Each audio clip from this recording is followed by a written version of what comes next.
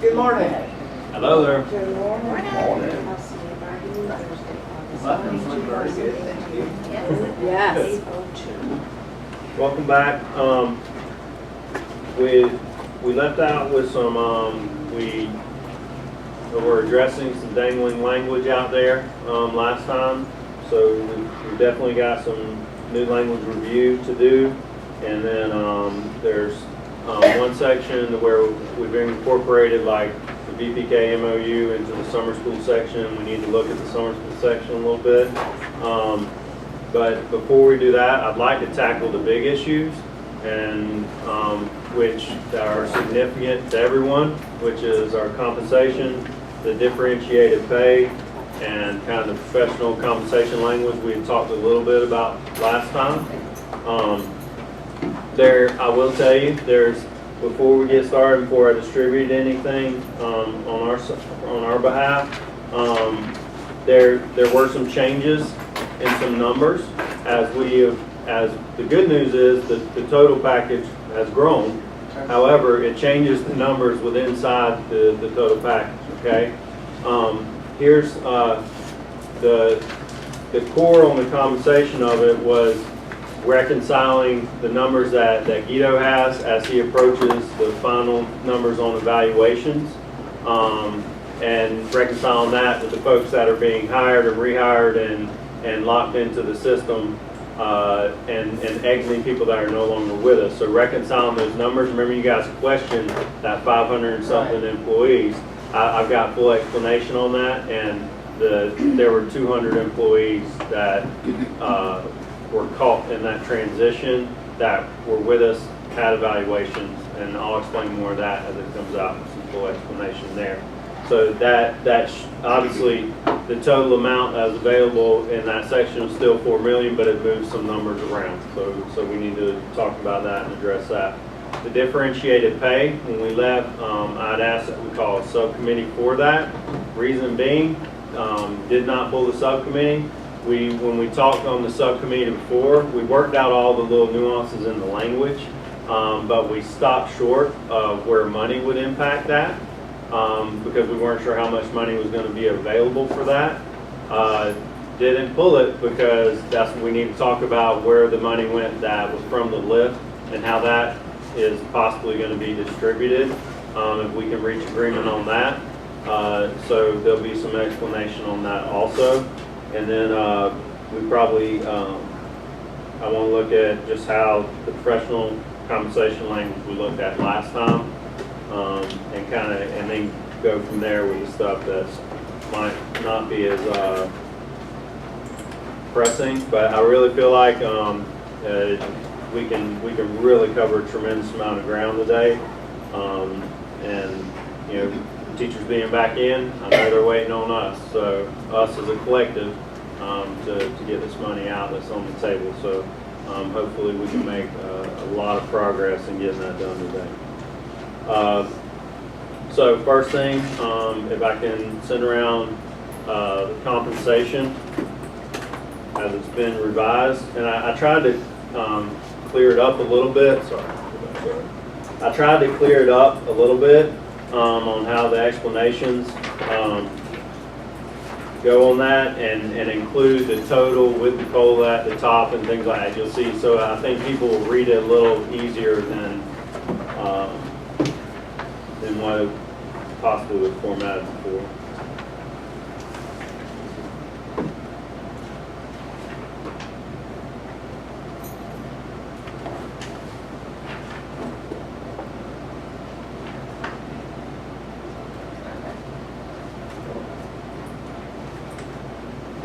The first thing you'll notice is on the first bullet, went ahead and included the language that we had discussed that was fair, as far as using the highest final evaluation rating that someone received from 16-17 or 17-18. Definitely, I think that was a great suggestion by you guys. You'll notice that the COLA on the second bullet is 350 as opposed to 400, and that was from some of the movement. And then you'll see the total amounts on the bottom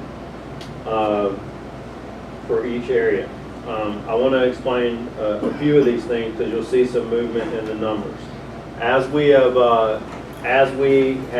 finalized evaluations, the 50% number on highly effective seems like that was a little high estimate as we're coming in. We're closer to 45% on highly effective, still better than last year, but I want to make sure that those were accurate representations as Guido wrapped things up. He's out of all employees, close to 3,000. I think he's maybe has like 100 more to wrap up, and those aren't going to affect the overall percentages hugely. If you look at the total numbers, because last time there was that 500 so difference, that I wanted to make sure you guys were aware of what that is. Around 9 of those are RTC people because they're not factored in because they're paid federally. We had 18 that were breaks in service. For some reason they left, not the number of evaluations that they would need to be eligible. And then you have approximately around 240 new teachers. So while that number is probably closer to what makes sense. So these numbers will edge up and move around a little bit, and that's where I don't want you guys to feel like when you look down at the bottom line that where it was 4 million and now it's 3.936.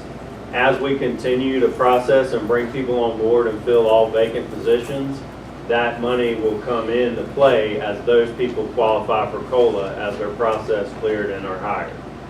Because we do have a few vacancies, so that'll edge up closer to the approximate $4 million there. And once you get over, whenever I told you that you might see a slight deduction there until those people process and it becomes slighter. When we get into the differentiated and lift funds and all the stipends and stuff, that's where you're going to see a very, very significant increase that I feel like what we brought forward, I talked about in the past meetings that the additional DA schools and Title I schools and things like that could impact some of those amounts. And so we'll talk about that once you guys have digested the compensation, because this all kind of goes together a little bit.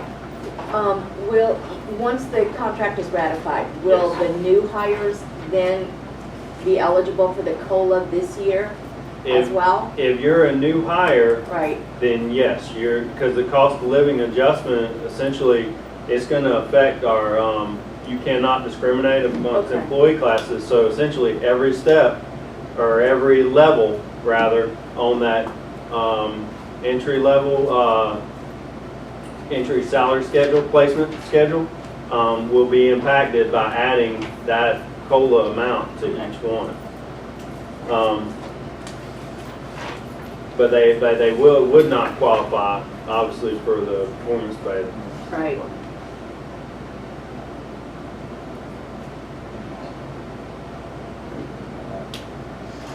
You have some questions or thoughts on this? I actually can tell me doing that.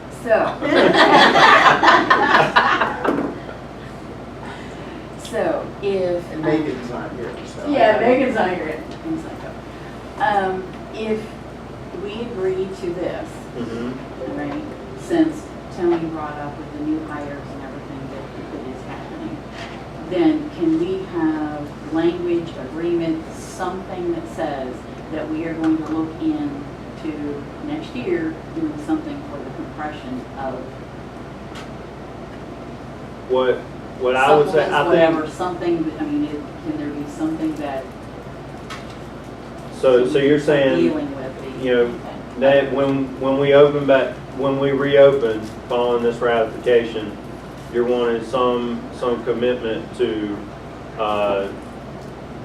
negotiating on how to address some of those things? how to address some of those things. I think that's open as it is. I can't say, well, no, we're not gonna address that. So I think if that's something you guys wanna bring forward at the next, after the next reopen, then that's perfectly fine. Cause I do wanna talk about, or remind you, the COLA came into play. We lifted the cap, and we're also doing the highest 2 years. So which that doesn't really impact that. So we're, like we said, we're taking some steps to try and address that. But absolutely be open if you guys bring that forward when we reopen as something that, that's going to be obviously compensation. So yeah, we definitely. We did have a brief conversation about it at the last meeting, and I thought we agreed that given the amount of work that's already been done, having a subcommittee meet to discuss and therefore get some of that information out would also benefit both sides and such. So I think that's what Kathy, I was asked to do a review, and I said something to the effect of, and of course this was under the category of subject to change, not ratified, that the bargaining team would look at the salary compression issue, understanding the difficulties with the statute and the cost. I think does it make sense to say we don't wait for a reopen is what you're saying, and we subcommittee and talk about it until that point? Just an acknowledgement that at some point we may need to address that in the next contract.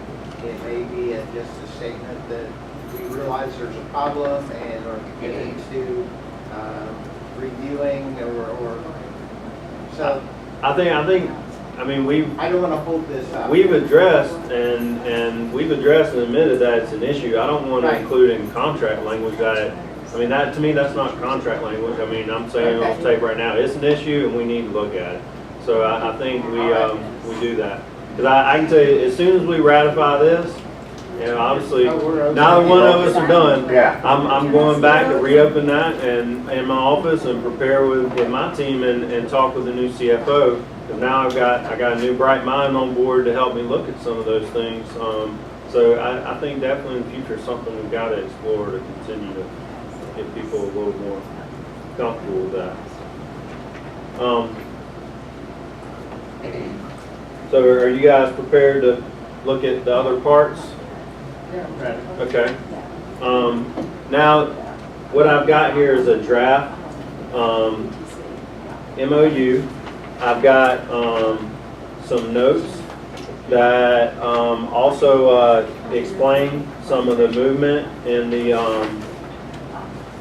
money that was set aside from LIFT. So as that comes around, I'll give some explanation as we go through this.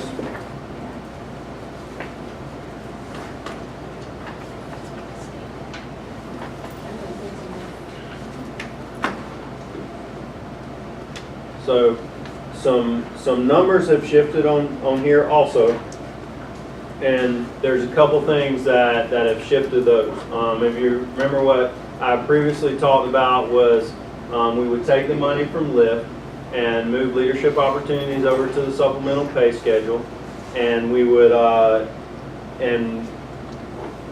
provide Title I schools per statute a bonus, but we also threw in all teachers on that. And by statute, we do have to give something towards differential pay towards teachers from your DA schools. And again, what you see here doesn't, but keeping in mind that your DA schools that came on board in Beverly Shores and Eustis Heights, they're already Title I schools. And then we had the critical shortage areas that were of a 700, we had 1,000 before. That's been to cover some of the increased costs, was I've reduced to 750. Now I want to kind of go through the math of this and explain to you. So if you'll look at the sheets, we had some, oh yeah, I'm sorry, I thought I already had it. Here comes the note sheet, and this will basically, bottom line, adding all that stuff in, increased beyond the money that was budgeted, the $650,000 that was budgeted for this section of LIFT. Because remember, the $1 million went to compensation, the $650 went to all these other stipends. after all said and done, it netted an increased need of about $250,000. So I'll go through and explain that as we look at it. So that's where, how the package has grown, because of willingness to commit to still covering portions of that. Some of it where we had to adjust some amounts would cover some of the increase, but other parts of the increase, even after that, we're having to go back and talk about budget-wise, how we could still honor that and make sure that we're covering those areas. So we look, the 3 additional Title I schools, they added, when you give $500 per instructional employee, that added $92,000 to the amount that would be spent on that total.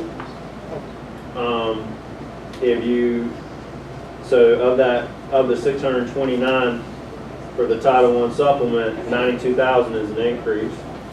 The addition of non-classroom teachers, which I've made exception for the overlap that could occur in there, because obviously there were some non-classroom that were added with the additional Title I, if you get what I'm saying. That was an additional 72,000.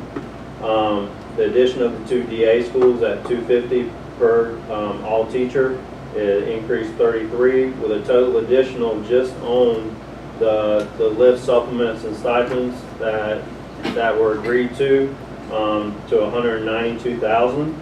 So remember, keeping in mind that our original budget was at $650,000 for this, that the Title I supplement alone just about eats that whole thing, and then you add in the critical shortage at the 750 rate rather than 1,000, that's 109. The DA supplement 33, and the total is at $772,000. So obviously we're over what was originally budgeted right there by $122,000. So first the exception has to be made on our behalf to try and cover that. And then the leadership opportunities, what I did, and that obviously if we're in the hole, then that left no money to move over to differentiated pay for leadership opportunities. I didn't feel like that was really acceptable because some of these, we utilize some of those positions. So what I asked for was an average amount that was used per school on leadership opportunities, and each opportunity comes out to $20,000 to $22,000 per opportunity is about what was expended across the whole district. And it basically, so I said, okay, with benefits, what does that amount come to? That's $128,988, and that comes to an additional $250,000 there with $250,000 that in order to cover this memo of understanding that's here, that's what that would be. So what really got us, obviously that additional Title I and the additional DA is where it really kicked in. And also those non-classroom teachers, you know, that was something in the past that had been covered by a separate MOU, and you know, it definitely also made people feel not so happy about teachers next to them benefiting and them not. So my budget blew up on me a little bit there, and I had to put my hat in my hand and put the pencils to work and to see where we could come up with some additional funding to cover this, and working with working with our CFO, Scott. He basically we're still looking for all areas that we can cover out of these things.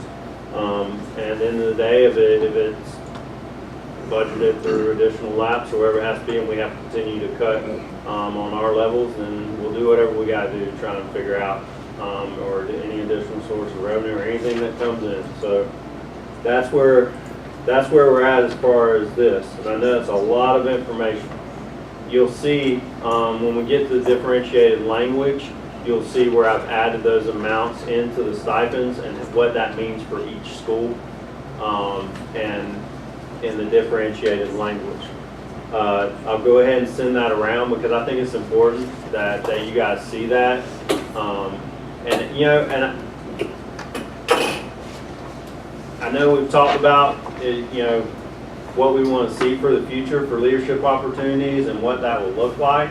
So I feel like that's something that maybe I would probably be interested in bringing forward in future negotiations. Okay, we've got this money dedicated toward this in the supplement schedule for leadership opportunities.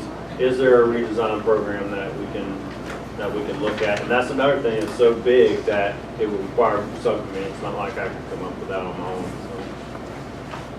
The one question I do have, this is one thing, I haven't looked at anything.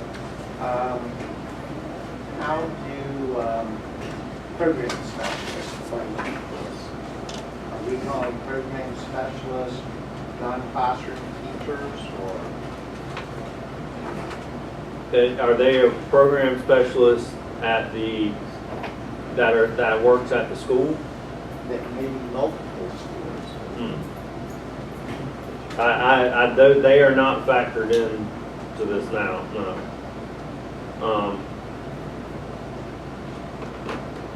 Because we've got like curriculum and instruction people, we've got EFE, program specialists, we've got, so they're assigned to multiple schools.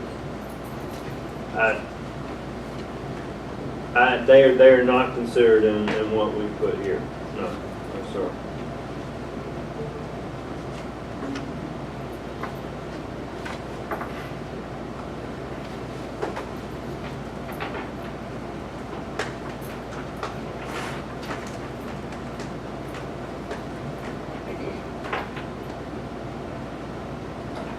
If you look at this differential pay, we can look at all the little language pieces we can look at in a few minutes. If you can go ahead and turn forward or get to about halfway through on the first appendix there that you have, appendix I think D. You'll see where I added these in up under kind of the all grade level department chairperson, team leader, and leadership opportunities. You see those amounts there, and those are the same amounts that we have done in traditional lift. But if you move on to the next page, what I've done is included those leadership opportunities and some descriptions for them that were pulled from the LIFT committee documents that basically tells what they were and or what they are. And you'll see out in parentheses next to each title how many are that we can afford to put at each school site and the amount of hours that are available to that to fit within the $128,000 that we moved in that direction.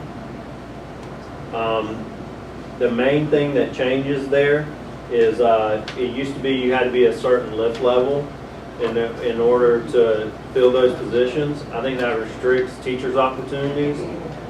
I mean,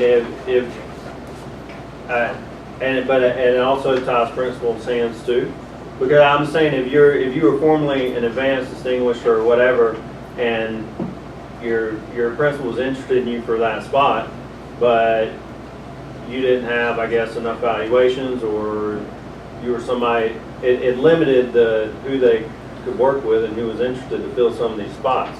Because what I was experiencing was principals calling me and saying, hey, I've got this opportunity hanging out here, nobody wants it, that is at these lift levels.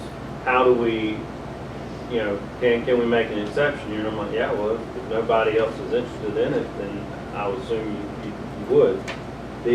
But basically what I put in instead of that, it just says they have to be rated effective or highly effective in order to be in one of those positions, which makes sense. You wouldn't probably have a needs improvement person.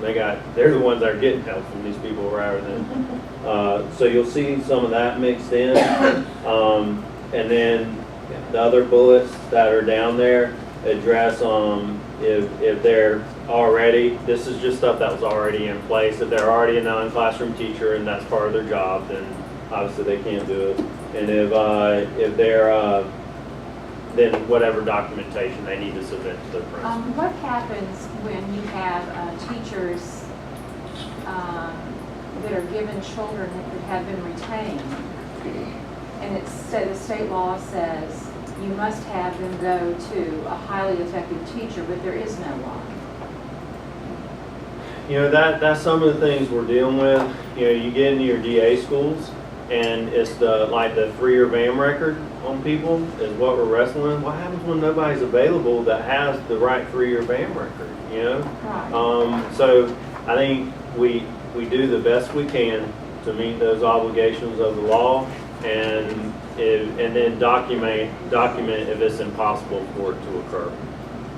So yeah, that's tough.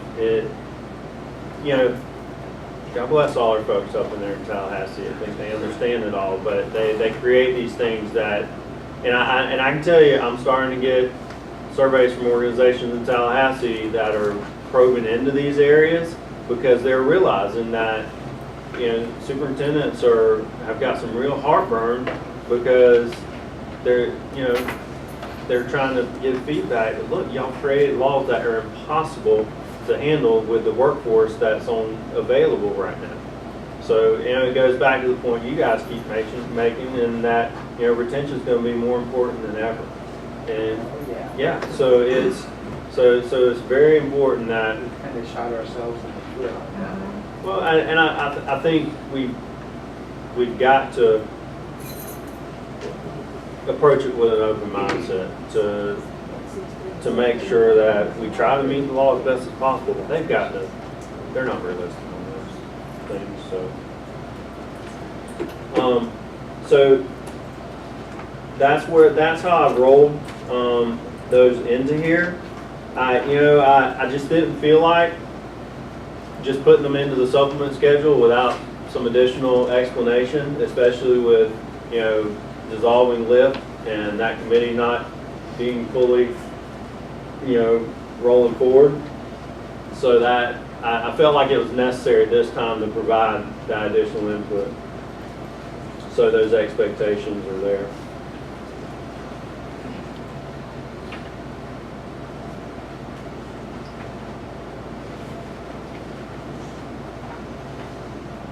So basically, somebody can be a mentor to new teachers with 20-year experience.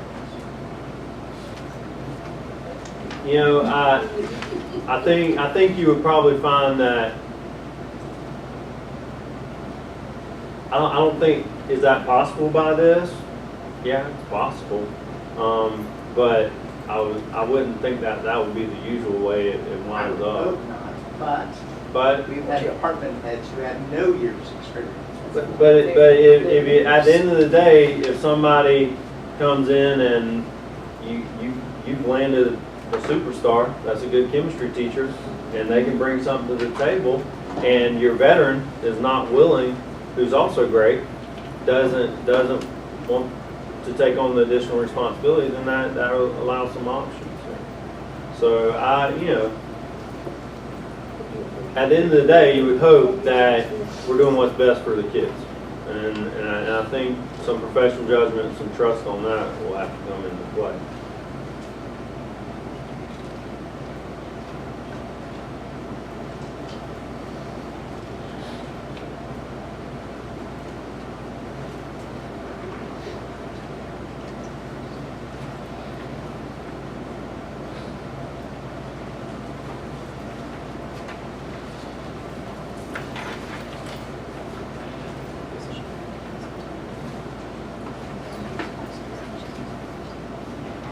And then obviously there's some other things in this differential pay that we can discuss when we start talking about language. The other thing that might relate to compensation in this really is, you know, you guys have talked a lot about your interest in the speech language pathology. If you look at the next, I X'd out the language, the old language that doesn't even apply anymore, and basically put in that both parties agree to return to the table in January of 2019 and to negotiate additional compensation for certified speech language pathologists employed by the district. Basically, what that will allow us to do it does commit us to come back to the table after we've recognized a decent amount of the Medicaid billing that we've done, and the numbers are real. Because I don't believe it's fair to you guys or us to make a commitment at this point when we haven't recognized that revenue yet. I think we started billing for some of it last year, but I don't think late in the year, but we were not in full swing yet. Even that billing we have not recognized that revenue yet. So I feel like if we can commit to come and sit back down and address that issue as a priority for the superintendent, and I know the board's interested also, and so am I, and that's something that rather than hold the contract up, that we could address and come back then. And definitely looking back at the revenue that's already been recognized in the 6 months also. That would be something we could talk about in negotiating. And it could come into, my hope will be we come through with the MOU at that point that would be beneficial to the SLPs.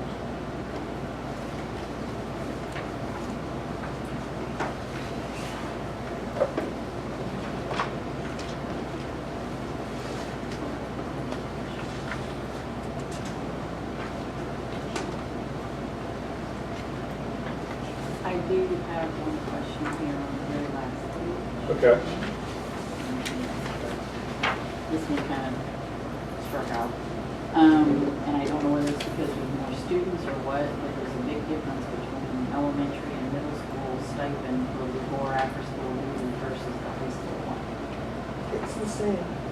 It says $3.50 and Yeah, morning, because it's for afternoon, 15 minutes and the other one's for half an hour. So now for 30 minutes before or after school. They can divide it however they want. But if they So divide it it's $3.50 for the 15 morning and $3.50 for If the they afternoon. do it that way. If they do it that way. So it's $3.50 for each one of them. Correct. Okay. Which makes the second one. We're trying to match that to current practice, and that's where you see those adjustments. Okay, okay. And usually the person at the high school, I guess, is the same person, is that why? Sometimes It's it is, just all sometimes together it the isn't. same. They can break it up That's why however. it's like, Freedom in it that. just looks a little However. confusing there, because when you look at it, it looks like Well, it's the three- original language said that they only got 30 minutes before school, but they wanted it after school, so we just changed the original language. Because for the last few years, they've been asked, can they split it, so we can't. Okay, You could probably make the language say, the yes. because if someone looks at this, they're gonna wonder how come a high school teacher would get Yes. 700 versus somebody else that's doing a morning and afternoon for 350. So yeah, or Yeah, just okay, say yeah. each, or 350 Yeah. morning and 350 afternoon, I mean, however. I just don't want somebody to look at it and think, okay, how much? We normally have the same people, normally. Normally, yeah. Sometimes whoever does morning also does that.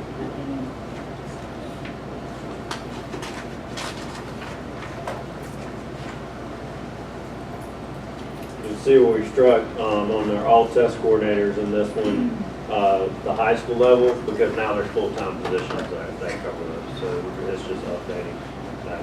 Yeah, he's doing that.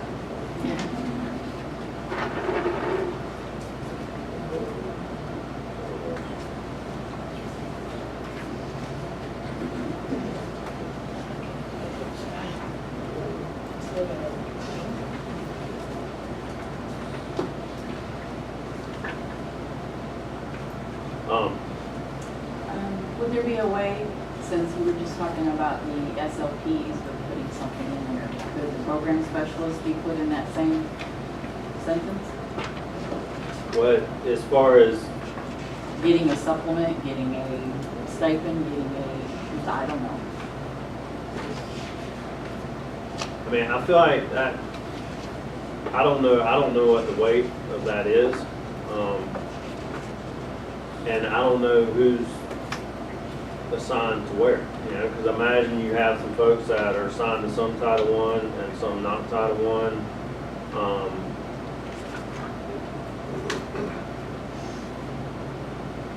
I mean, I don't know.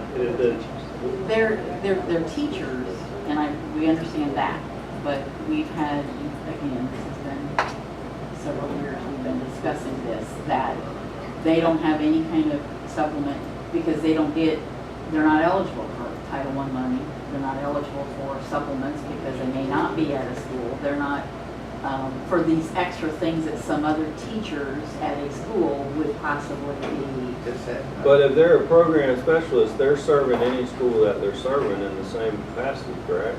Or, I mean, that's their job, right? They're serving like multiple schools, all schools, depending on what their level is, but I mean, how does that, TSE, they're dealing with however many schools for that, but how does that what bring we're- about, what we're a saying stipend? is, because they do so much at different schools, but they're not eligible for some of these other activities like a Mentor. a mentor, department head. here's what I'm running into, and then the reason that's in that section is because we're gonna recognize hopefully revenue to cover that. What the funding that I have available is all the funding I have available. If those folks are included, then it would require shifts in money in the total amounts that are being offered for those spots. That 500 per instructional employee would move. Because this is all available funding I've got, and especially after I went back to the well. I mean, that's something that, you know, it could be negotiated in reopening in the future.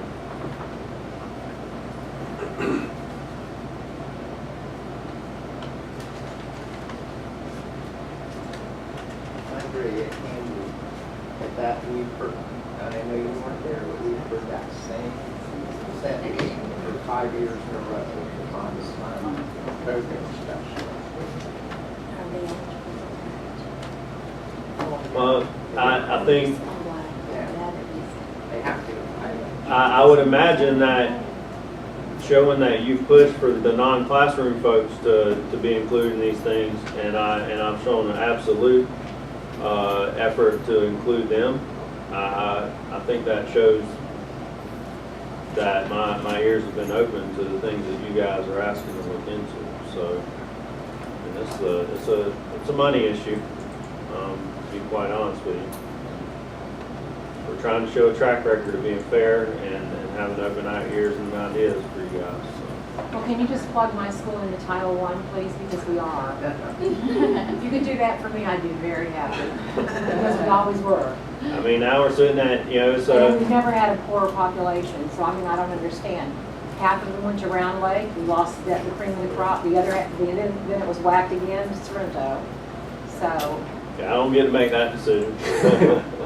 Yeah, we've got a I think principal Mr. who- Wardenkircher needs to come out there with his program and sign them up, at open There you go. house. We'll work on it. I'll see if I No, can it's put that just on been, my and as Stuart said, it's been several years that they talk about this, and some of them are, I don't want to say upset, but yes, they get out of the classroom, and then they're no longer eligible for things. Yes, they get paid extra, but they work for those extra days, and so it's like they're not eligible for some of the other things, and so they've always been thinking that, well, maybe they could get a supplement of some kind or whatever, just to give you a little background, but that's. I think we can look at it, but I also think what they're doing is part of their job.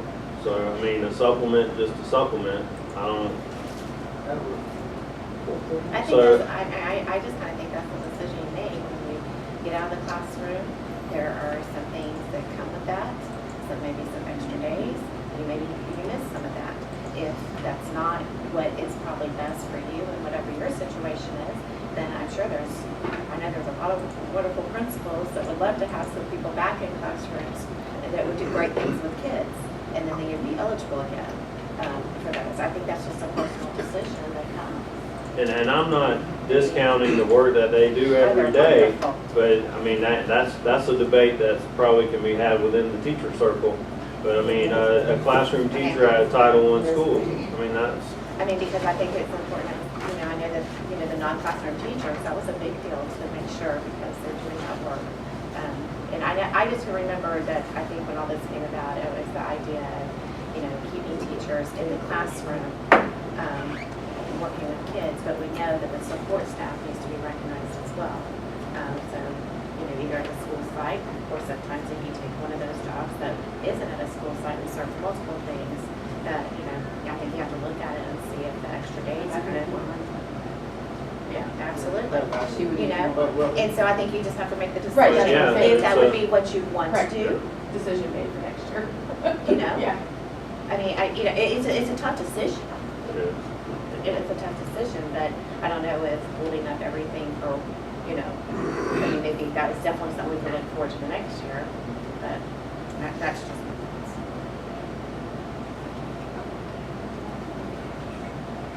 So when I'm looking for a job next year, I just couldn't give up my kids, there's just. I have a feeling you might have some people clamoring to get you if you did do that. Absolutely. You know how hard it works this year.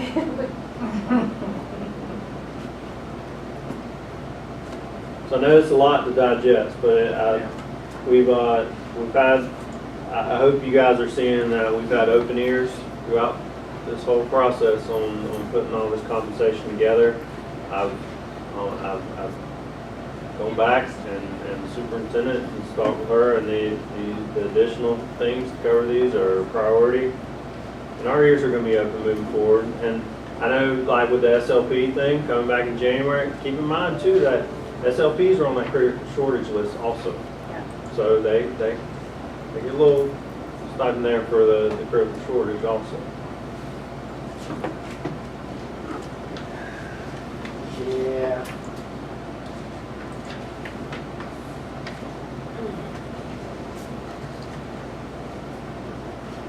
Okay, well, digest this. Would you guys like to caucus?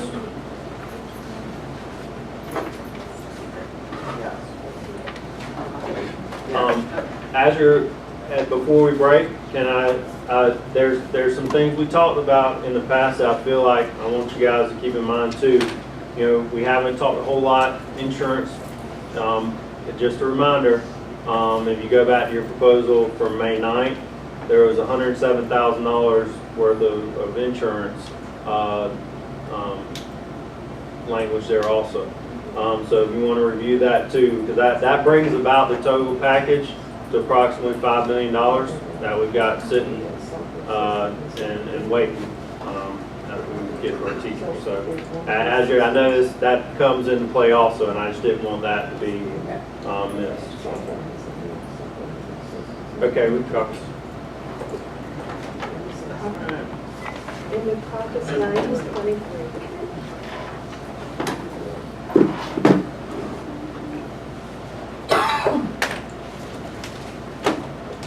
Okay, there are some questions and possible solutions, and I've got different folks who got different things to say. I'll start. A couple of years ago, they got a whole idea that, especially now that we have a building rep who's also on the leadership team, and we historically talked about the building rep being the team expert, and so that might be a nice tie in there if we can advocate for that. I know we had one principal who put themselves down as the team expert, which I never could understand. But so that, if there's some way we can advocate that shift, but then we have some. If you go to the differentiated pay, Appendix D. Appendix D.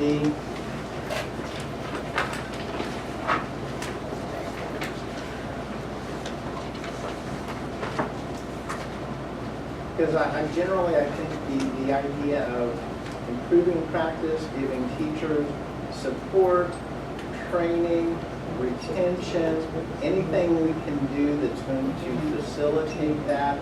The team expert I see as being a piece of that puzzle, and I think Liz has some other issues.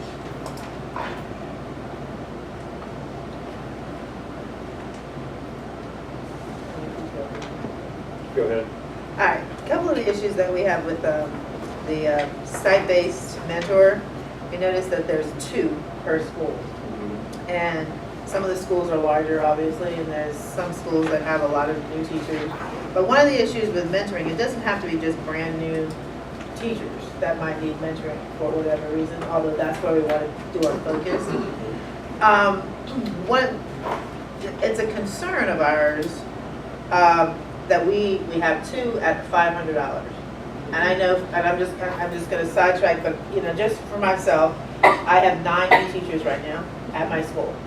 I have spent right now, I know that I've spent more than 10 hours with them already.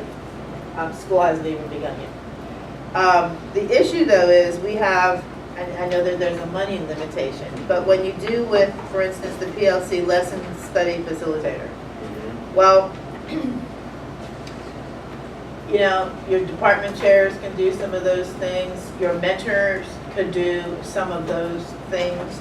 When you're talking about your site-based professional development facilitator, when you're mentoring, if I notice that I've got teachers that have problems with certain tech, I might pull somebody in. It could be somebody from the county. It could be somebody who is at my site. I know one time last year we had somebody who was really good with Skyward. I covered their class, and they went and did a mini in-service PLC, whatever you would like to call it.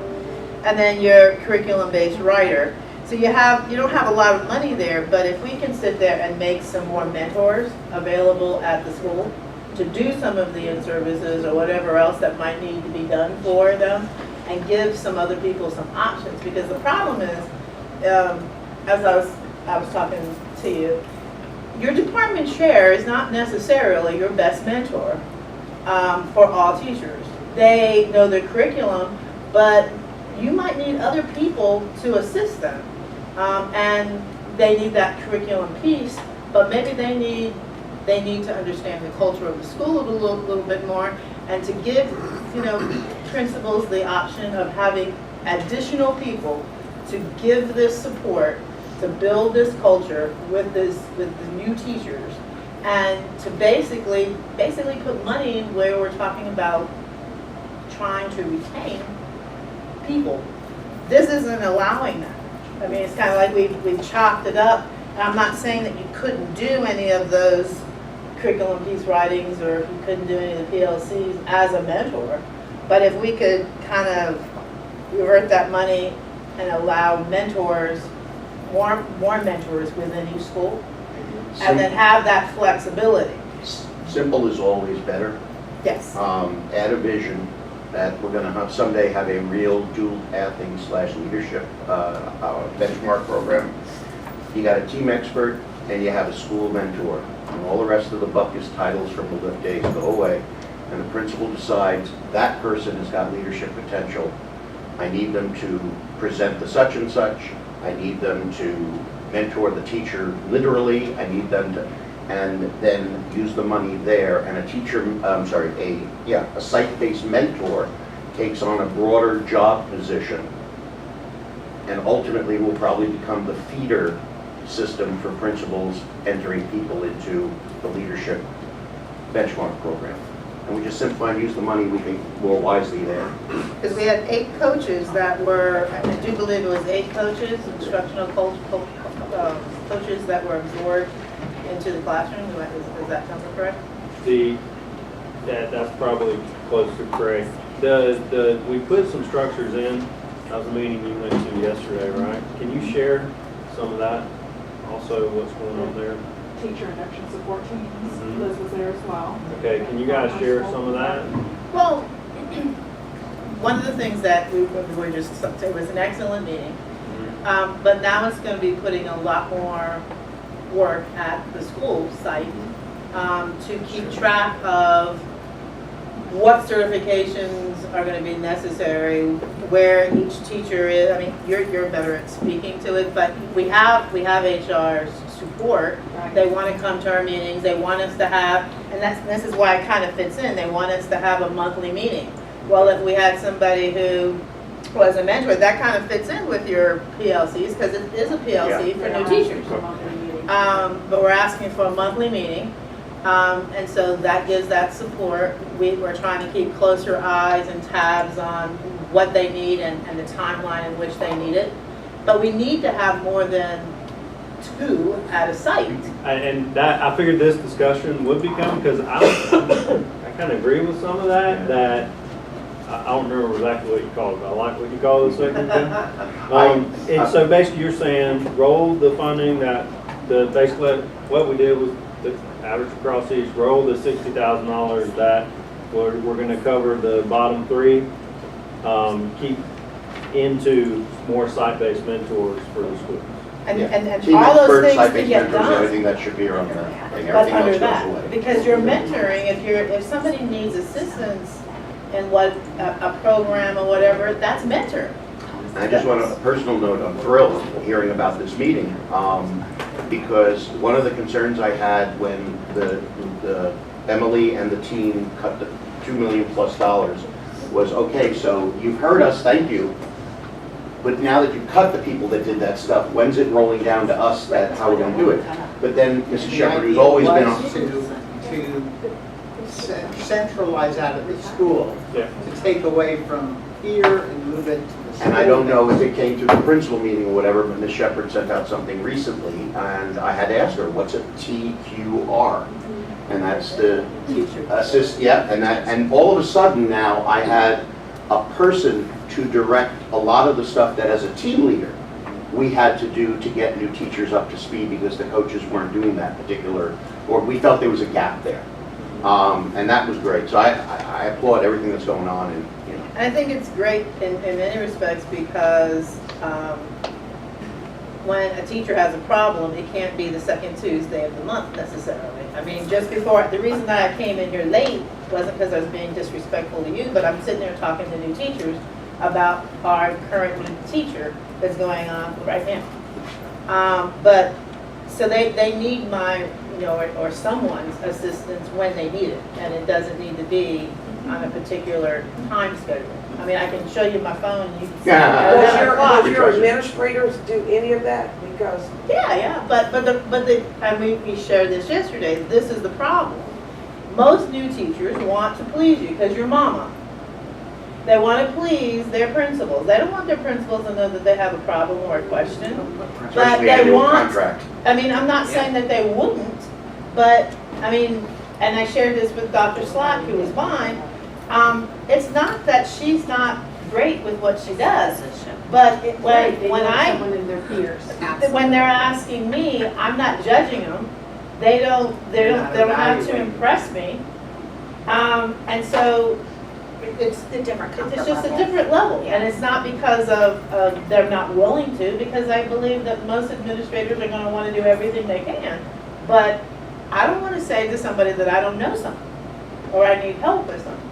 Well, and I think some of the teachers have been doing mentoring for free. Oh, Yes. Because they've been paying for it. Exactly. And that comes back to the mutual trust.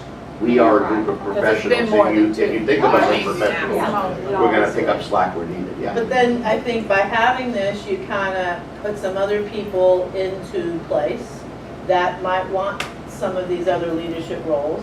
But I also think that these particular ones should not be included in that 3-limit stipend, because that's another issue, is that we have a limit on stipends. There are some people that won't do these because they want to coach. Because it's more money or whatever. So these, I don't think should be included in that, and I know that we can do a waiver, but there's some people that won't do waivers. And there's some that don't want to ask for the waiver. It's So right. if this isn't even included in it, And I think that's, I think you're right at, because by the time it hits my office, all options have been exhausted, and I don't turn them down. You know, if I've got somebody getting more supplements, I'm assuming, they must be, you know, a little nuts take on this It's the much. same principle you exposed earlier. Give the principals Yeah. the right to figure out who's right for their team. And when you look at 2 site-based mentors, for Mr. Bordenkircher, who has 0 turnover, and he's Yeah. getting 2, and Sawgrass Bay, who has 29 9. Well, and I was actually gonna ask that when we got to a quiet moment in the conversation. I mean, Can that be allocated based on number of new teachers and change every year? I mean, that That's a good. can become challenging, but really, I don't need 2 supplements for mentors this year because of that. Right. Point. And Sawgrass Bay probably needs 7. Yeah. I mean, that would be a 4-to-1 ratio. In the past, what would happen is, whatever was left over went to leadership opportunities, and leadership opportunities were offered at the school level based on the needs of the school as established by the administration. And therefore, they'd see if they didn't need some of this other stuff, they wouldn't have that, and they would dedicate their money towards that. That's the thought. And if they had an issue, they'd call and say, all right, we picked up a couple more people, and, they'd call Guido and say, do I have enough money still in my budget to do this with my lift stuff? And we'd grace it and it'd be done. So I definitely, I agree. My one question, principals in the room, PLC, lesson study facilitator, will PLCs, how do y'all, is that, I'm okay with that. I mean, my only thing is sometimes curriculum writing, because those tested benchmark areas like ELA, biology, and all of Yeah. that, I normally give them time to sit down and write and plan and do all of that stuff together. So I do utilize sometimes that curriculum writing stuff. So That's that, actually the only one we consistently use. so I mean, my team expert is already my union person, so I don't, site-based mentors, It's just a sign. yeah. I feel like I guess it's a matter of priority, and I hear the priority line clear that the site-based mentors, and it goes back to what you guys said at the beginning, get it closer to in the bill. Yes. So, okay, all right, I hear what you guys said on those couple things. What Okay. else? Next is, But I think we definitely have to look at, Mr. Gordon Kircher needs 9, and Sawgrass Bay needs 29 new teachers. And really, you can't do it effectively with just 2 people. Yeah, that's what I'm saying. You're right. Not only do they have 29 new teachers, they have 44 new or completed their first year only. So you almost need to look at temp service, not just new. You need to still Well, look and I at think those that's that are what on Liz temp was saying, service. that Right. it's not just the new teachers, you may need the mentoring, you may need an experienced teacher, you may need. If you're trying to build a culture in a school, it might not, I mean, not all of mine are brand new, but some of them are just new to our school. But then we have some from last year, and they didn't get all the training, or they had the training, but it didn't stick. And so I know, like, one of the big things that we're working on is Google. But so, even though, that's something that I'm going to be working with, but I'm not, I mean, as the literacy coach, I'm just doing it. It's just going to be part of of my job. But the reality is that sometimes we need to mentor teachers that have been there for a year or two to kind of get all on the same page if we're going to go in the same direction. Or maybe an experienced teacher who came new to the area. But all of those are mentoring, so it doesn't have to be just first year per se. Okay, well, I've definitely got some ideas around that. all right, Marketing 101, Okay. $7.99. It's just one of those things, here's an explanation, here's a potential. Can we round up grandfather and round down PE and just make it 800? Here's what happens, and it has to do with the code. As soon as by law, as soon as you hit, trust me, BJ and I were here until late yesterday evening because I had so much heartburn over this freaking dollar. I swear I just wanted to, can I mail everybody $1? Because it's really, I'm trying to figure out how to make it. Actually, it's only 29 cents. I know, and I try, so.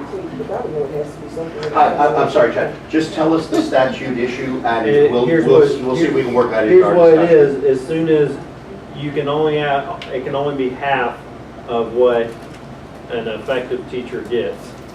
And so that hits 800 and then and the way we've got it set up, it jumps the COLA to 400 because that's half of 800, but it's still, But it's 50% maximum. Maximum.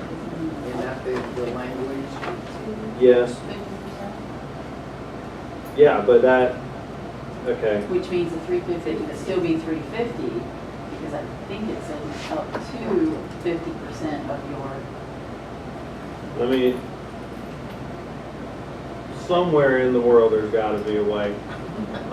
It just looks so much I better. know, Yeah. trust me, you have no idea. Yeah, we're getting it How to now. figure that 29 cent in, I was about to die all day. Even though it says $7.99, Yes. in your head, like Liz said, when you see $7.99 versus 1,000, you're thinking that's a $300 difference, even though it isn't, but you see that 700. And So if you saw 800, 808, and 1078 with no change part, it, you know, So it he looks does- great if you're buying a TV, but if you're offering increases, it So, doesn't. Guido, look just great. to, just to fix the formula here, don't show the decimal, it'll round up. This is, I'll, Yeah, it's not the price is right. I will try and, Yeah. I will try and figure that out. Yes, so let me, that, I hear that too. Sure. Okay. I guess I do. so you're rounding 2 down and 1 up. It's all, It's a wash. about when I saw BJ's ears, smoke started coming out because we were running the computer into overdrive. I was like, all right, we got, so sorry, and it's actually a little bit more. If you round down to 2, it's actually a few cents more than rounding up the other one, so. let me, I'll see what we can figure out on that. And what else we got? Common board, who's doing that one? I thought he was. Common board's doing I that. mean, let's finish up compensation and then. Oh, yeah. Yeah, are we done, we're done? Yeah, if, For now, are we done with this? do we feel like I if, think we're in the ballpark. Yeah. if I can get the right things in place to adjust, shift that money to site-based mentors, Well, and, and we also have to realize, and I think Liz brought up, we had 8 district level coaches that did site-based mentoring. So we have, yes, we made a savings of all that money, but philosophically it was, we did away with those to shift the mentoring to the schools. So you would think that at least part of that savings would shift with it.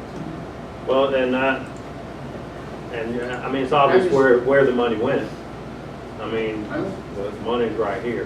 That's where that money went. Well, And so I get philosophically what you're saying, but in reality, the cuts got poured into the bucket for additional compensation. So, But the need doesn't change as I- far I as know. teachers needing that, so I like the idea of adding, changing some of those things so we can have more mentors and not some of the, whatever, that we automatically have to do ourselves. That's the only thing I do as a curriculum, right? I will tell you, I do have a little bit issue with designating the team expert as the building rep. I think, like I said, some people, that is who their building rep is. But to me, that's their LCEA contract expert. True. And I feel like pigeonholing that and discriminating against all the other teachers on the campus, I'm not a big fan of that. Because you might have some really talented people that are team experts on that could really be helpful with that. And I get it. You could say, oh, well, my person declined, so they're going to defer it to someone. But I don't like that limitation, to be honest with you. Well, they could also go back to, they could be the site-based mentor. I mean, they can fit in that. So Yeah. you could flip-flop the category, either which way you wanted to do it. We weren't asking for it to be in the contract Right. per Just a se, we were asking for consideration. consideration. I can tell you, I will, when in my wonderful Google Sheets or Google present doc, well, this is Sheets because slides, That's there right. you go. Google- No, it's Sheets. That I'm gonna present to the Oh, Sheets principal. is Excel. I will include that as a consideration in my contract 101 to And those the only folks. thing the reason I bring that up too is we had a principal last year who, they were their own team mentor. Well, that was, we wanted to get away from that. Yeah, We well- wanted to have peer coaching and. Well, the good thing is I want the administrator to be available to them. I want a team expert Yeah. who's not an administrator to be available to them. Exactly. And then I And want mentor everybody to them. know that Guido and myself are available with it also. So that's, so all things considered here, compensation wise, differentiated pay schedule wise, if I can make adjustments to that and get that done, is this something we can agree on today? Well, I'm not ready to sign a TA, but yeah, I theoretically agree with everything here. If you can get those adjustments done, I can agree to it. So what's the holdup on the TA though? Why wouldn't we be able to? Just, I don't want to rush into anything and realize that we have forgotten things. I don't think we have. It doesn't seem like we have.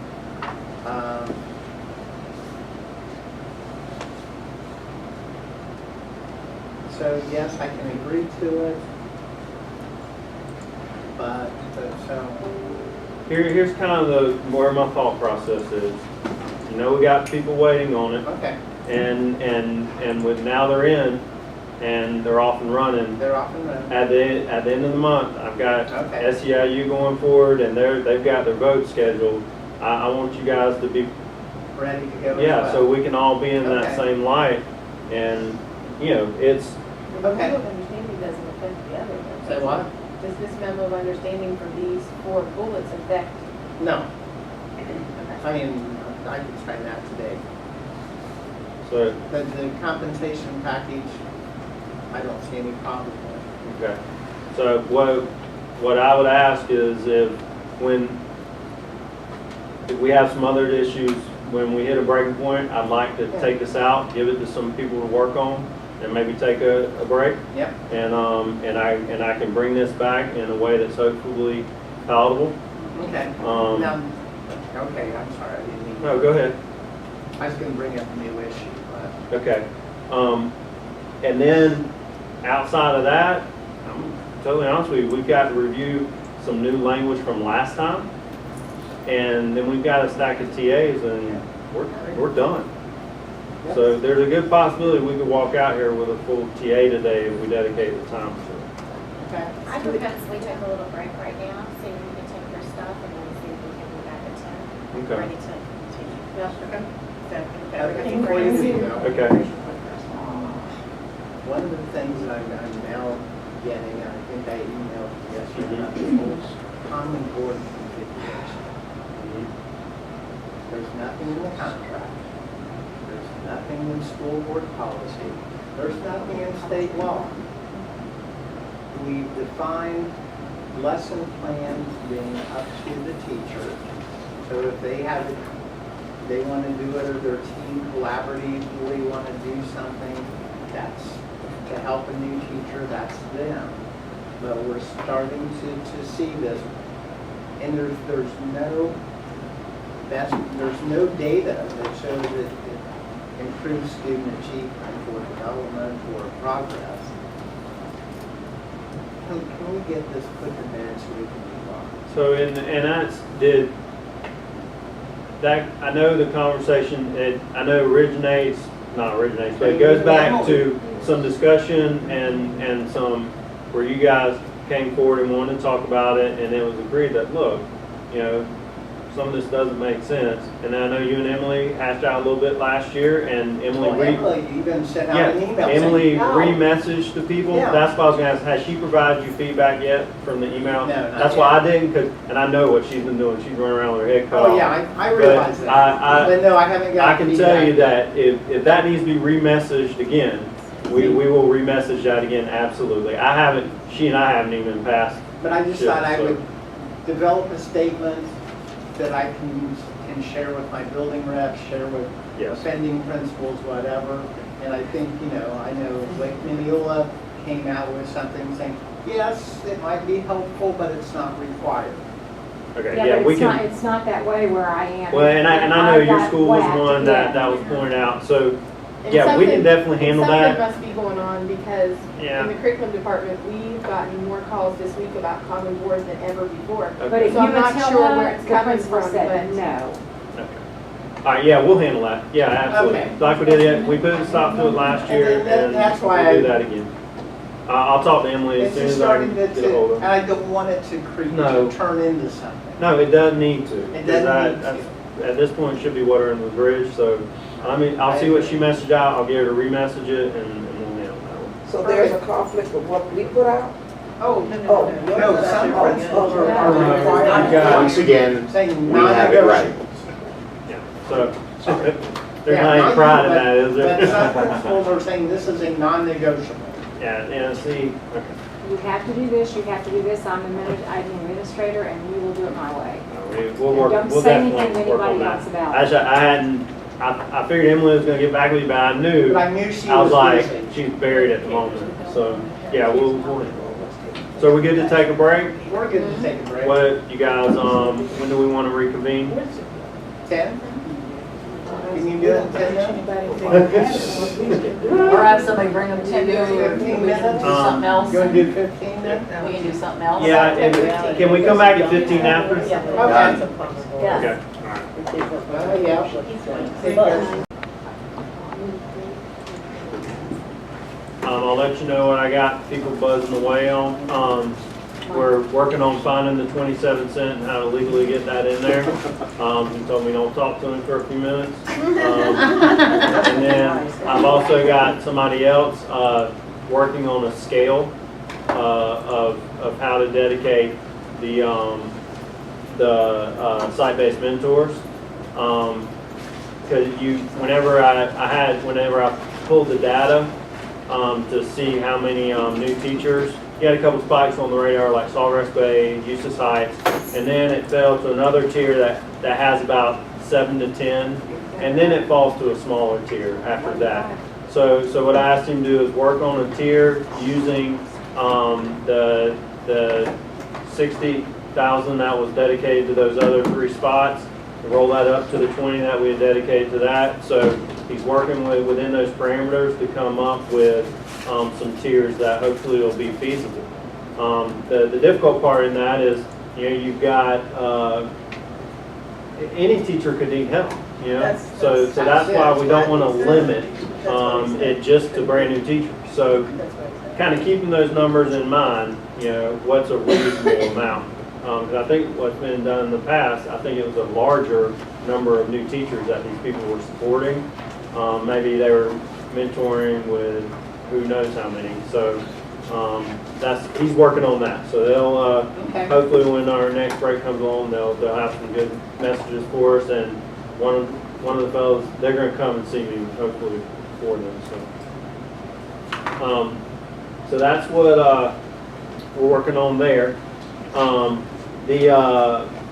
We have the compensation actual article that I wanted to distribute, and we could take a look at that. We talked about a lot of that last time, and we made the changes that were discussed in that.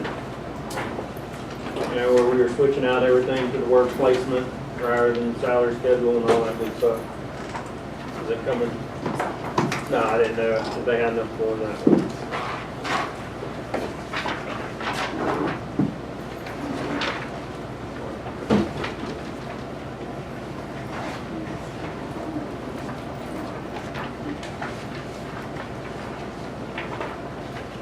Yeah, we'll just come those back. Well, alrighty then.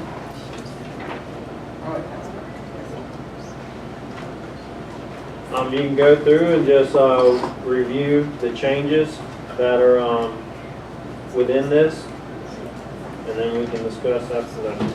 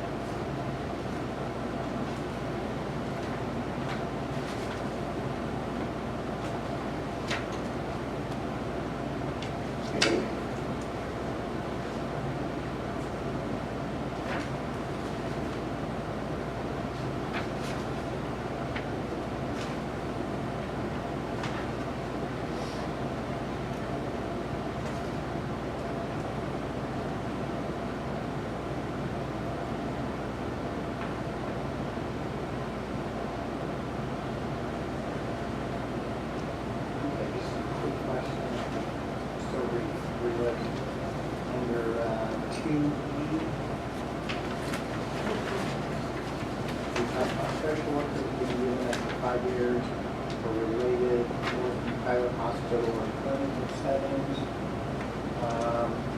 What about, do we do the same thing for psychologists, social, or psychologists, speech language, athletic director, athletic trainers, who might work in private hospital or clinical settings after proper verification? So should we limit that just to social workers, or would there be other positions that might be applicable as well? Which section is that? I'm sorry, I know I just read it.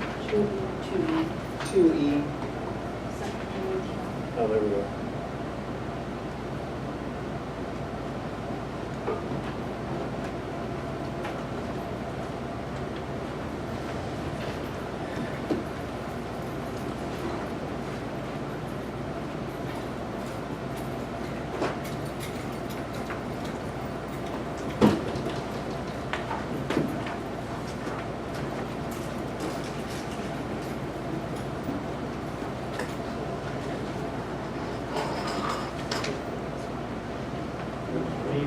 On all those other positions, Michelle, it's probably a question for you. I mean, we're verifying their experience, correct?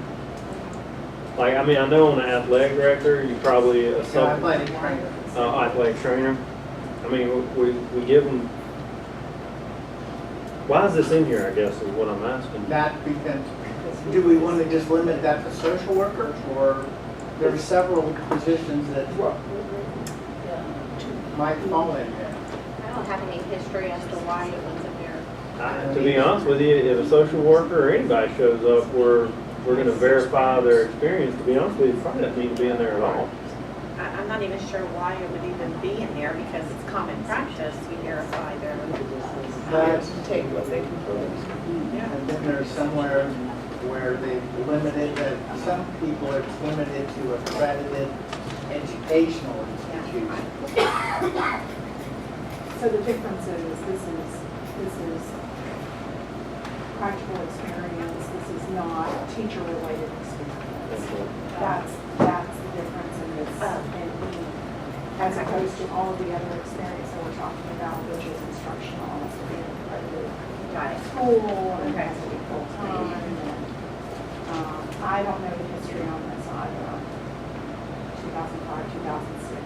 That would be nurses, there'd be a lot of positions that would have private. Well, the nurses, in our minds, the nurses fall into vocational and technical teachers. And not all of them are, but, Well, yeah. that's right. how we verify their Okay. experience. I can tell you that's what we do. Okay, Yeah. I just Ask questions. All right. asked the question. So you have vocational falling into that, you've got instructional falling into the first part of C. Yeah, And so the social worker would be the only one that isn't an instructional type, that hadn't been spoken for in another section. right. Well, speech and language therapists that have private practice, clinical hospital. Well, OTPT, that's separate, but They're on professional managerial. Yeah, they're professional so we managerial. treat them separately. but So maybe when we look at the speech language, we can talk about that as well. Verification of experience, so then. Yeah, that's fine. should I add that in? Or could it say something like an employee bringing in private practice, somehow changing it to where it wouldn't just limit it then to social work. If it was somebody else that came in, they could only have up to 5 years of private, whatever it is. It gets difficult in that if you have people that own their own private business, and yeah, and it gets a little goofy, then, or your brother-in-law was your boss, and he can say, well, you worked here, so that qualifies you, but really they were sleeping up, you know what I mean? It's like, so that's the type of stuff I worry about.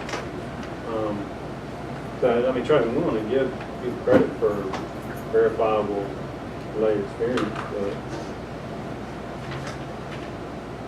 Well, it's just like he's saying, it is. I mean, you don't want to limit it to just a social worker if there is somebody else that is coming in with some sort of private.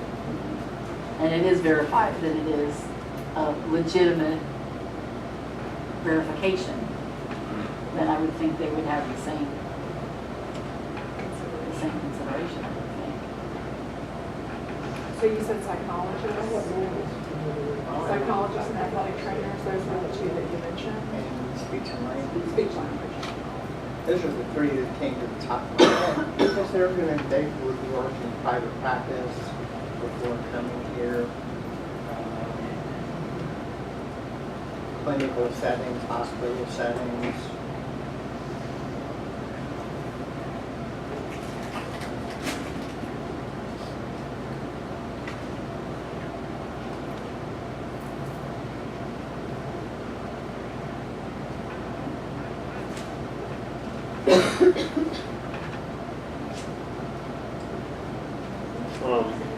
Guidance counselor. They're coming, Yeah. but they'd be coming from, I don't know, you don't see guidance counselors in hospital clinical settings typically. we get into. And that's what I was trying to think of, utilizing the wording specifically, private practice, clinical, hospital settings. You're going to see trainers, speech language, psychologists, working in those types of settings. Okay, Michelle, I'm gonna go do a little research on that, and, 'cause I know with the social work and stuff, obviously, we're probably gonna have some influx there anyway, as we approach all this food safety stuff, trying to figure out, pull all that apart, but, Under 2C, at the top of page 2, the first sentence where it talks about service in Lake County in order to advance to the next step on the placement schedule. I think maybe a better word there might be advance to the next level on the placement schedule. And let's get out of that word step because that. yeah, anywhere you see that. Anywhere, I think we need to differentiate that, so next level, Yes, that, okay?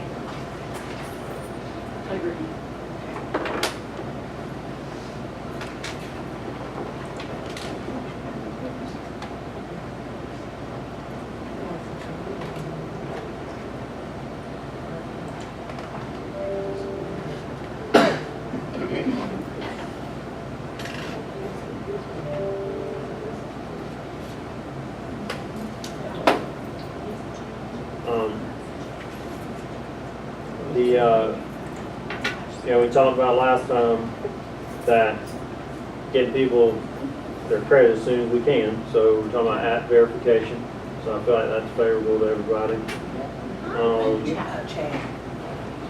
Excuse me, one second.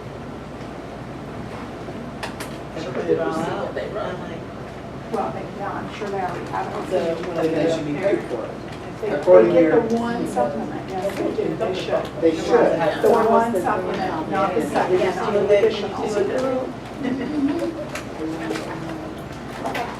Are we ready?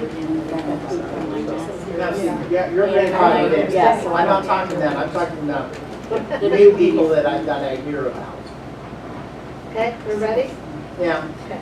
Thank you, Michelle. We'll sticky Okay, sorry for that, he's, he needed some input on the scale he's working on.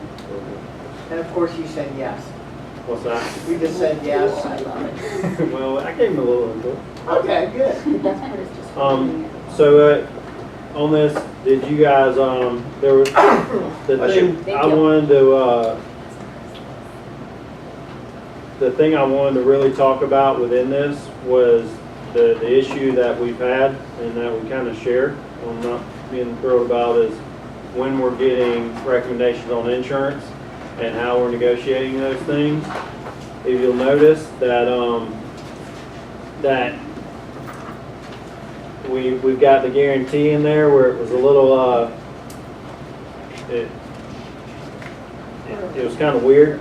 Now, 10 days, 10 days after the insurance committee gets the actuarial recommendation, we sit down and start, negotiating it. And also though, what I like is back in that month, from April 1st to January 15, that gives us time, we come back in from break. We should have heard about that from the actuarial by then, but we're getting started on it at that point. So hopefully that forces the issue. Do you guys like that? Yes, Okay, good. because, I mean, yeah, we need to get that negotiated or begin that as early as possible. Absolutely, and you know, we don't have to go back over the challenges that We lie dealt with, ahead. yeah. Yeah, it's gonna be interesting. So.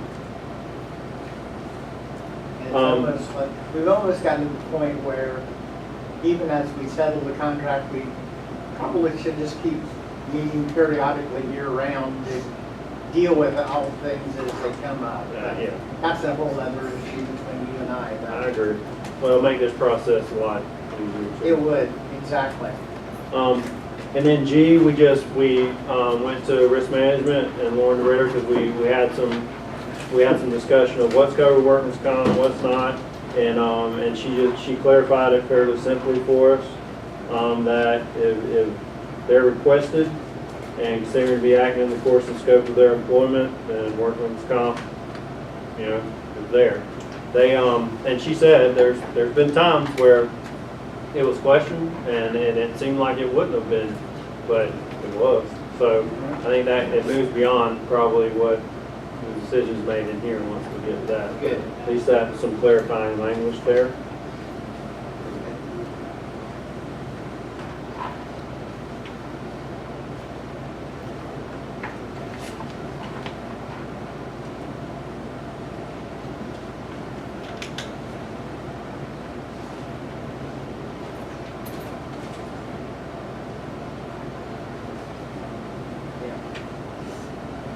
Yep.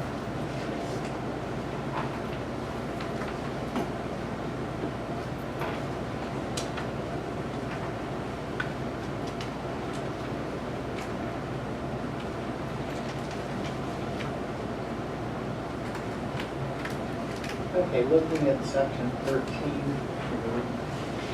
Oh, no, actually, I'm going to back up. Can somebody explain section 12? It sounds like, I just need an explanation what that actually says.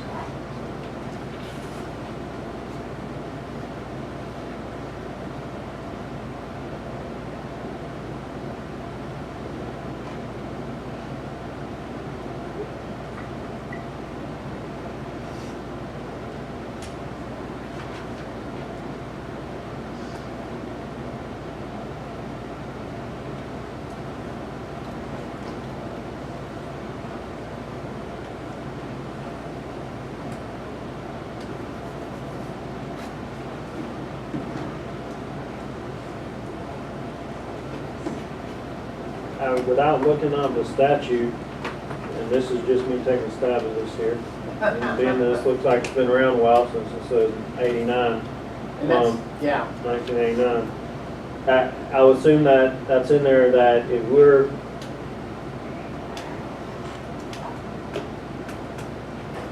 required to offer that plan. I asked a question on this, I'm trying to reflect back there, and it related back to like, if that minimum of $30,000, I guess if it fell below that, maybe the statute doesn't. I think at one point, they tried to go with a cafeteria plan, Okay. that you had $30,000 in benefits, and you could choose from this column, from this column, from this column. Yeah. And so all of those combined, if they were less than 30,000, you were fine. But we don't do that anymore, but this is saying that. So that's what I didn't understand, so.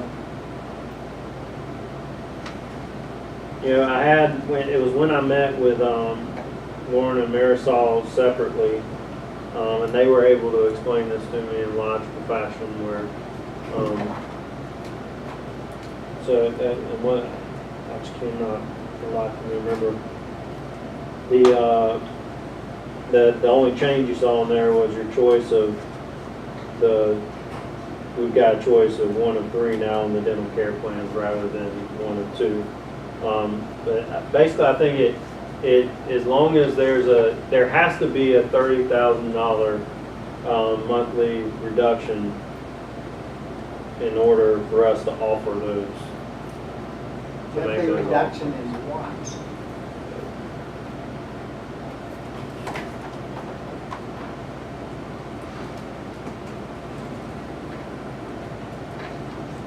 And this really doesn't explain anything. So maybe if they could come and explain that to us. Yeah, we can go again. And this, I mean, it just, I get what you're saying. And I'm assuming it talks about the flexible benefit plan, so I'm assuming this is the flex plan that we do have, but that portion there doesn't.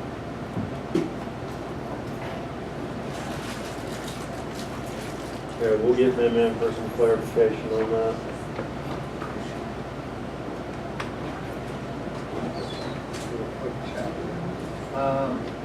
And then looking at section 13, as we move into hurricane season. Just want to reiterate that if the school's closed, that the teachers are paid their regular salary during the emergency. Mhm. I'm just reiterating.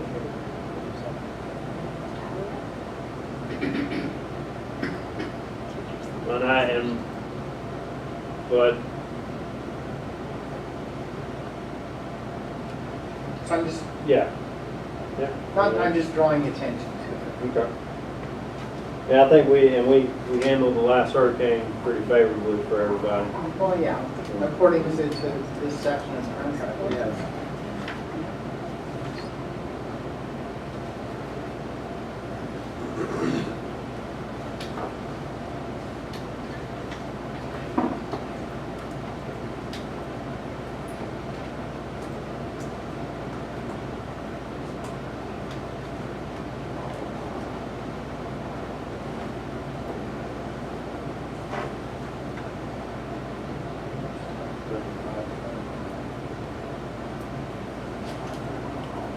And there was one other question about section 8, Mhm. about the payment and why we are still in the second paragraph there where it talks about the teachers and the checks will be issued starting the 31st. Should that be changed now, or if that's not, should some of those dates and then change? Should we start earlier now? Is that true, Michelle? It's true. They get their first check for this year on the 31st. Right. Everything else is Right. finishing up. Right. Yeah, I just wanted to make sure that the dates are correct. They are, and it's actually the end of the month. I mean, it's Whatever. the end of August. End of August. Yeah, it's not necessarily the 31st, it's So maybe we should make that notation. the end of August. End of Just- August. That made sense when we started, but we used to start 2 weeks before Labor Day, so that made sense. But Now you're that we paid, start paid to- earlier, well, but even when we started 2 weeks before Labor Day, our first check was August 31st. When we moved that back, so now we're starting beginning of August, we should have also moved back the day of the first check. because we have people on 24 pays. Yeah, so It's it'll be difficult for uncomfortable, payroll. it'll be uncomfortable that first year to issue the check, then reset the computer and issue another check on that same day. So it'll be uncomfortable that first year, but after that, it will flow. Because if they select 24 months, that's up to them. It is, So- and you're right, but there are some people who are on the 21 month, and our last check is June 30th, and then our first check is August 30th. And so if you look, the contract ends July 31st, then July.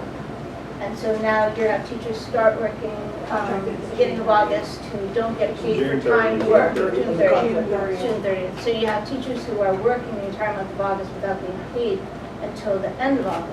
But that was their choice though. Oh, and absolutely, I mean, and, Because they took the 20 Yeah, something 21. versus the 24. Because if they took 24, they still got, they get a but check it's on the still, way. it's Why still teachers working finishing? hours without compensation. But why, Is that, you're still working, No, they're gonna get paid you're for getting it. paid, you're just not Yeah. getting paid at that But time. that's why any job that does that is gonna withhold those 2 weeks No, and any job then that does, restart. that's only an hourly job. but why, Salary jobs, But if you choose the 20, that's part of choosing the 21 month or yeah, the 20. I'm just bringing it up, that people on the 21 month now are working almost an entire month without being compensated for the 21 month. well, I don't even think It's that's not a the matter of when you get the paycheck, it's a I'm matter thinking of. about a new teacher. I think that's the problem. Why is it that we're giving their first check on the 31st when they have been here since, literally, if you're a brand-new teacher, you've been here since the end of July. Because if you're doing the beginning, if you're doing the new beginnings, that means they have worked a whole month Without getting before paid. getting anything. That's ridiculous. Do they get And they get paid for That's that. not part of their. It's not part of their salary. That's not part of their salary. Do they get that? That's keyed in separately. Do they get that ahead In of the time? beginning, Do they get that on? that's a question for payroll. But I don't think, now, this 31st, I think was great when we started in the middle of the month, but we're starting at the beginning of the month, and I think it's just totally unreasonable that somebody should work a whole month before getting anything. And that doesn't have anything to do with 24 month, I think that has to do with anyone. Because they can cut those checks separately, they can cut the 21 months, whatever. What would they get? Maybe a day, maybe 2 days with payroll cutoff time? Because you know that goes in to get it ready. Payroll cutoff is typically at least a week before or a week and a half before paychecks are cut. Well, I think any So- amount of money, especially if you're a brand new teacher coming in and you're trying to get in the. Payroll has to be at the table for this discussion. This is not something that we can resolve. I just think. And they already started for this Before I year, so forget. it's gonna be Yes. this year. Because she said it was so simple that I could explain it, and I'm like, I don't know, Lauren. Okay, so the first sentence, the one, we're back to section 12. Section 12. The sentence that says the $30,000 in it, that is because, let's just say we only have 2 people participating in a program that is only $12.50 for deduction. It doesn't pay for us to have that program because there's too much work involved. So a program has to have at least a minimum participation of $30,000 in order for us to keep it as one of our options. She said we do not have any that aren't well over that. Does that make sense? Yeah. Okay, the second one about the IRS, there's certain rules that they have to abide by that are like, you can only do open enrollment, make changes during open enrollment, certain things like that. And if they comply with the statute, then the deductions are pre-taxed. If they don't comply with the guidelines, then you have to pay tax on the deductions. And that's for IRS stuff. Right. Did I do okay on that one? Yes, so no need to change other than No. the change already there. Correct. Okay. Now I can explain.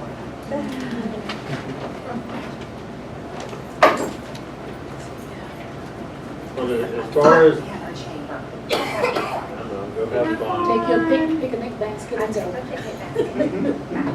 All right, Red Riding Y'all Hood. make Jennifer do something embarrassing.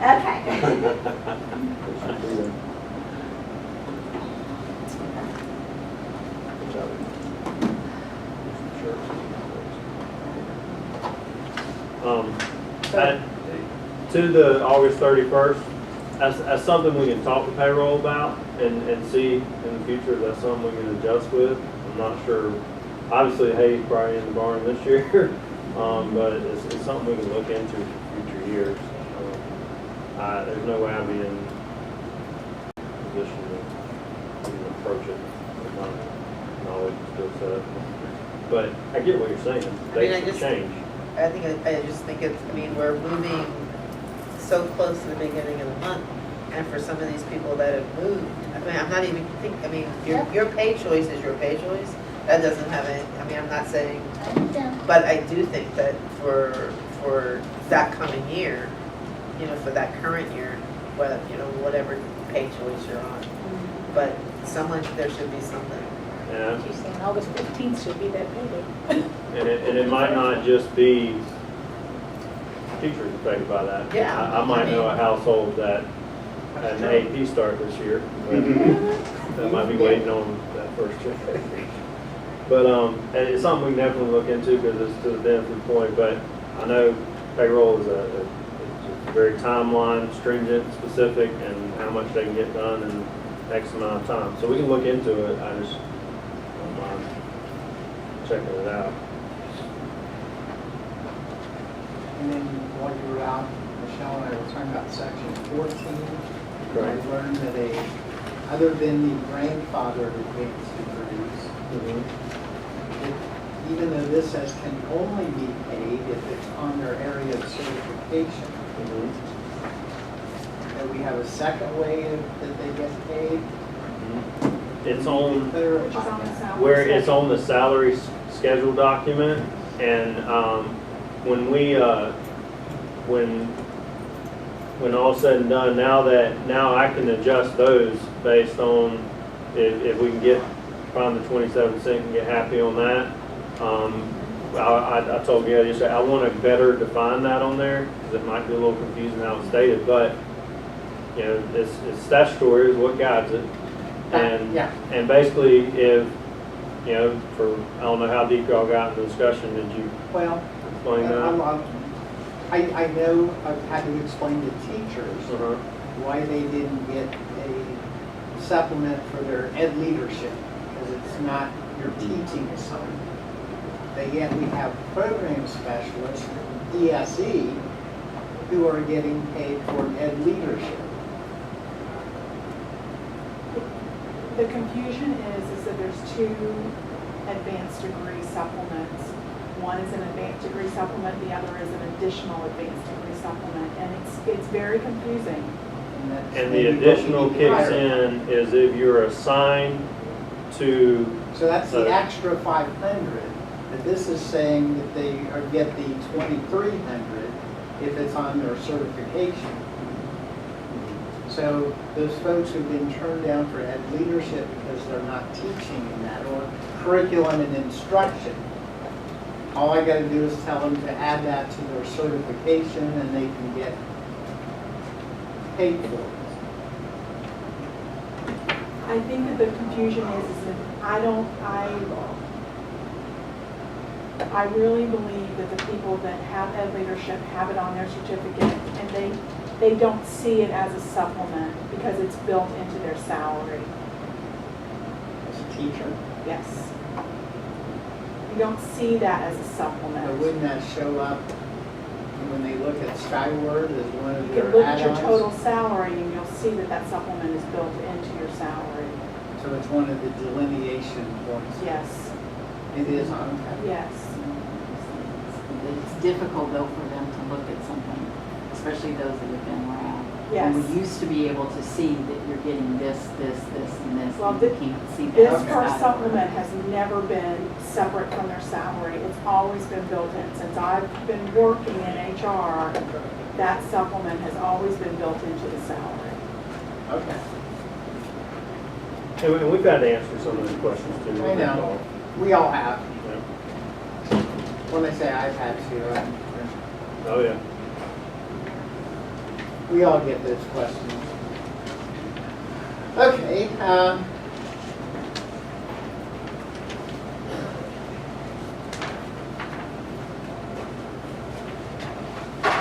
Do we have anybody not on direct deposit, just for the sake of asking? I think we still have a couple. If they're not on direct deposit, they have to come here to pick up their paycheck.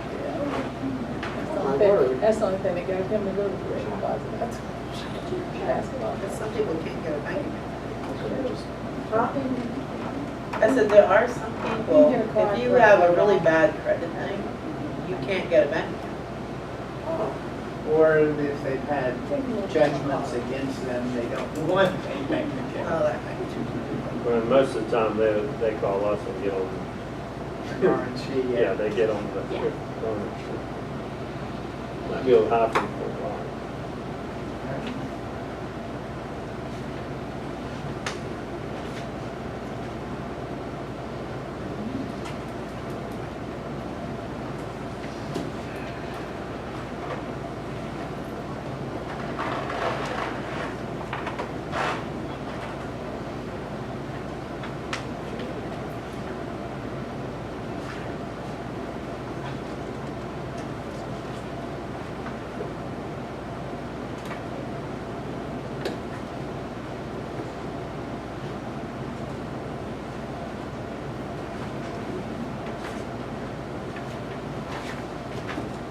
Now, I see 16 has been struck. And I think I asked.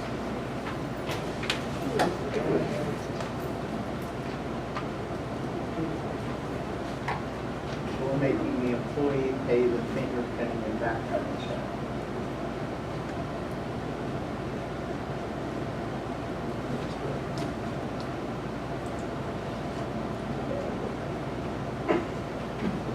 So up until, it says, shall be borne by the board. So the board has been paying that up to this point. No, No. That's what it says. I think it came down to a wording issue. I'm pulling the site back up. Something happened at that date to where all of a sudden they required, I think a bunch of folks to come in that had not been required.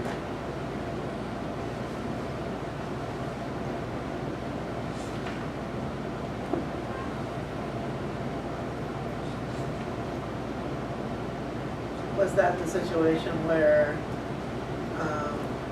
if you were hired before this particular point, you had the manual, card, and then I know that I had to come back in here, and then they had to do it with the digital thing? Is that what they're talking about? Is that what That this may is? have been, I don't know, I I wasn't know there in was- HR in 1996, so I. Well, it wasn't 96, but actually it was not that long ago, maybe, I don't know, maybe 10 years ago. Right. But I know that you had that, the card, And you weren't charged for that. and I wasn't charged Right. for it, but you had to actually physically come in here, and then you had to do the glass, it was on a glass thing Yeah. or something. We also went around to the schools, because Yeah. I did it. That's how I got it. Yeah. We also went around to some of the schools. I think that might be But what yeah, that might be. there was no charge to the employee for that. And the district covers pre-submit fees. But the initial fingerprinting for a new employee is covered by the new employee's pay by the. Should we add that in here then, or? It's a procedure, it's not. They aren't employees, Yeah, but they they have are. to be fingerprinted. All right. That's true. That makes sense. They're not ours yet. Sometimes those fingerprints don't come back right. Small. No, mine are good.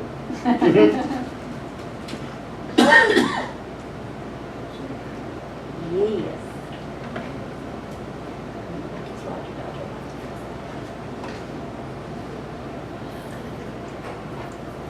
It's always in between.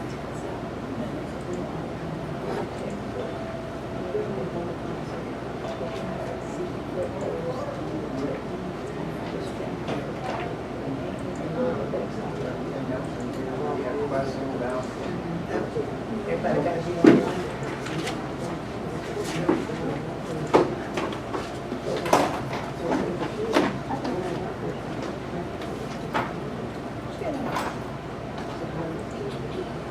Okay.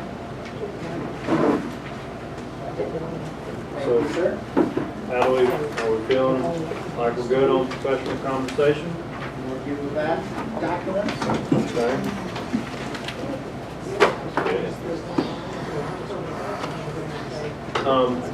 I've got we've got one small change, that we talked about on 15, that's coming around, and it's just this one line that's highlighted. And it, I have no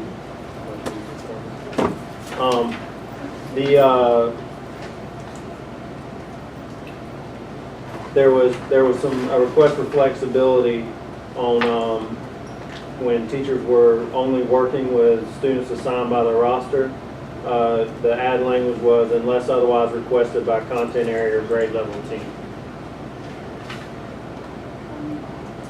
They need to continue around. I thought you went around, but, Sorry. my fault.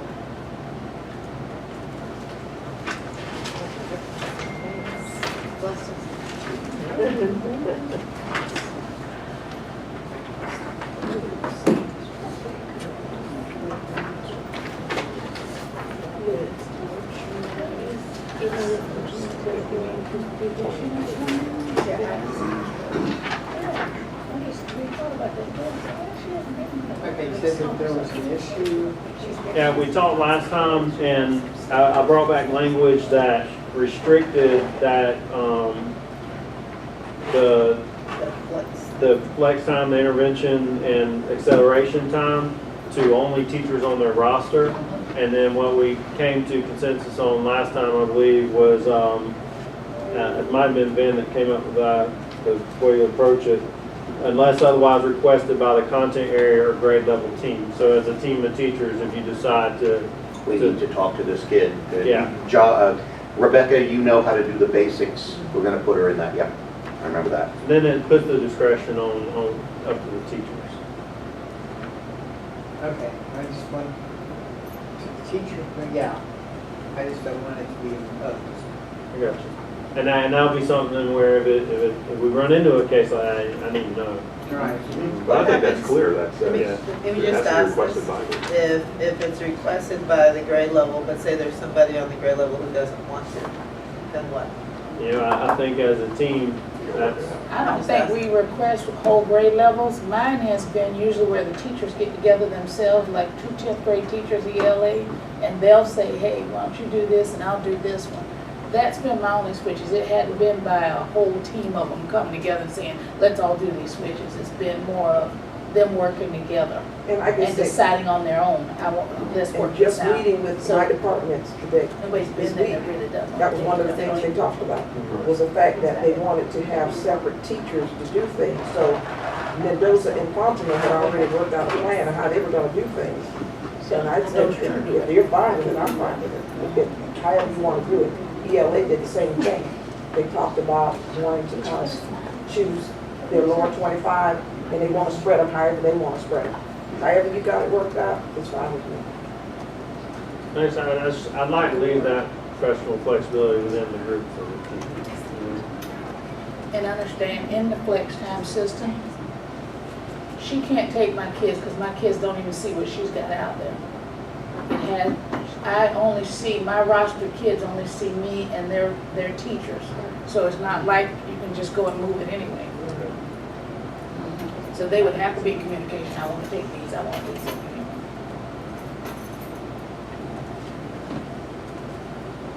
And we're okay with that, then that wraps 15.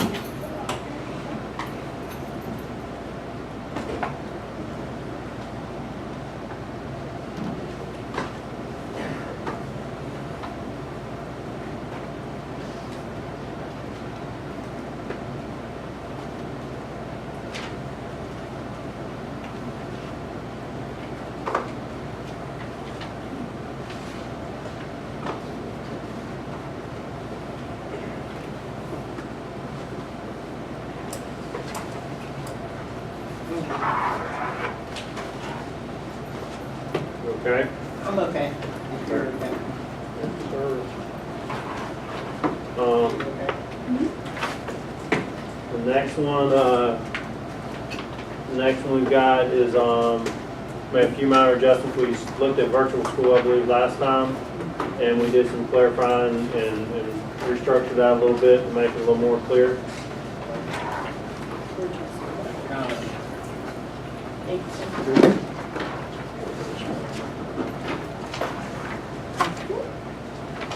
We kind of arranged it to where it was a little better organized as far as putting summer credit recovery up in the top. And then in C, it tells how that figures in. And then Mr. Platt wanted clarification on that last sentence of this article to make sure we was clear that it was representatives of the board and LCEA made. Yeah. So there wasn't a lot of huge significant changes to that one.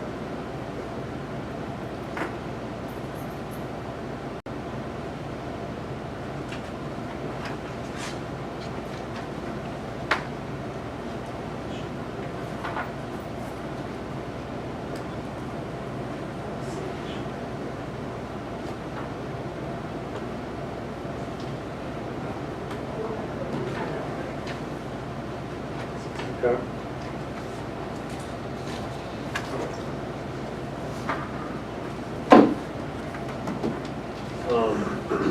Then,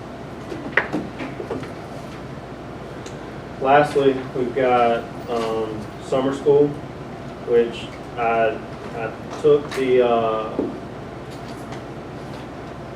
summer voluntary pre-K MOU that we do and rolled it into the summer school article. So that's coming around. And basically it mirrors what we're currently doing with that summer VPK.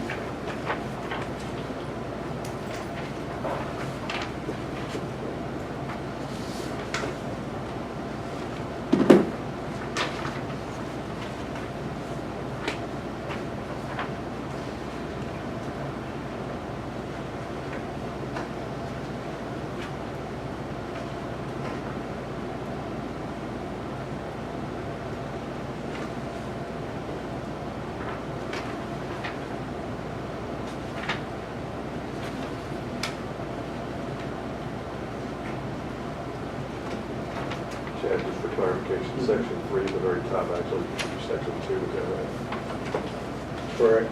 And then section 9, part of section 2, is that right? Correct.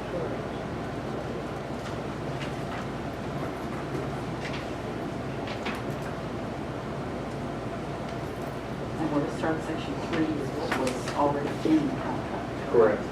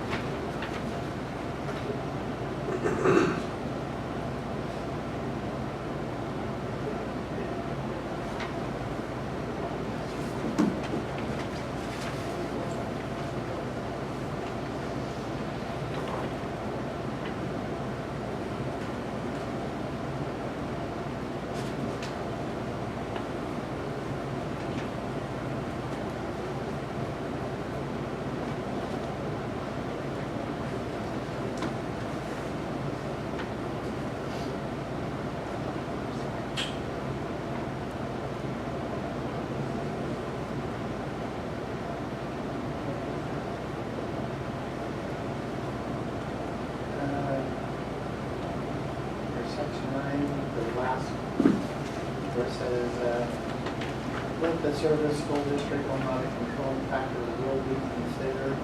Do we want that to be maybe considered?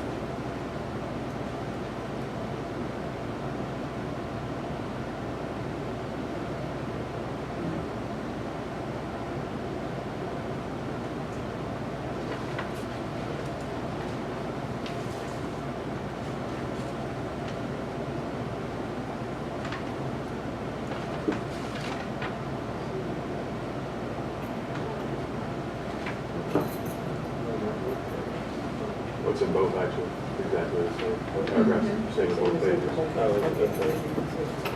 One applies to the exception, one applies to the sub.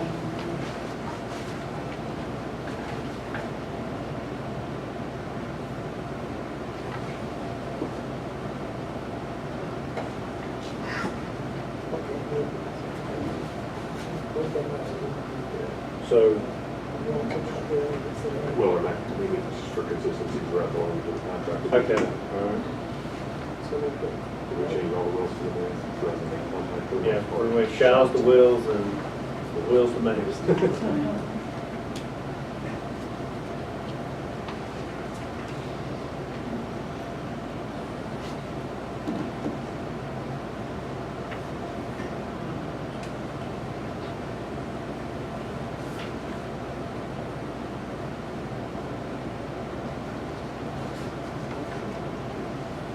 I'm looking at section 5 of the PSC.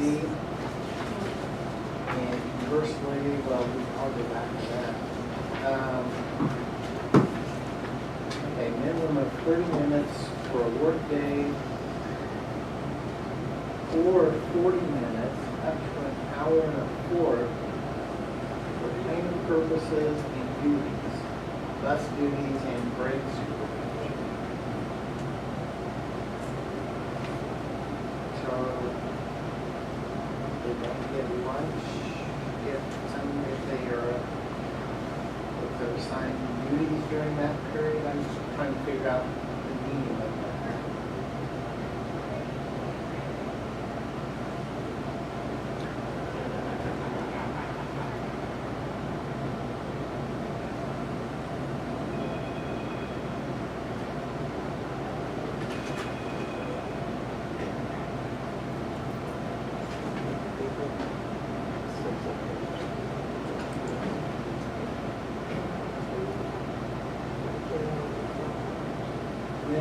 conversely, along those same lines, under summer school F,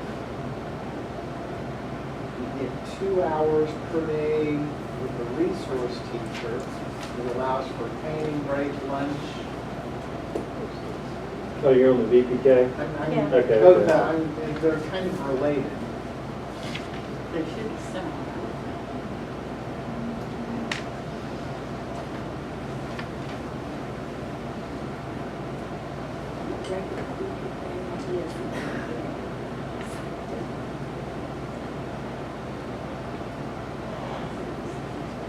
One summer school, one VPK.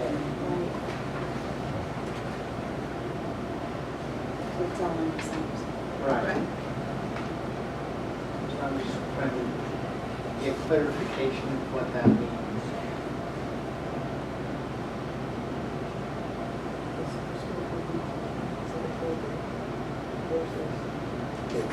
It's based on program needs and it's very convoluted on how they. Yes, you're right.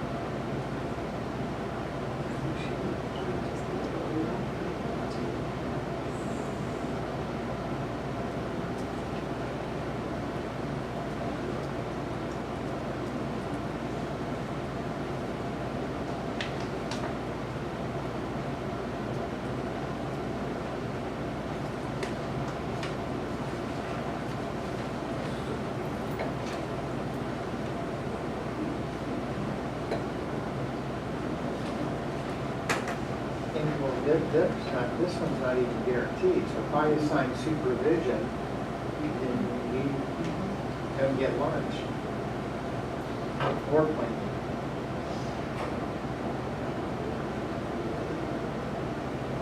So it's possible you don't get either of those under this one, in the summer school.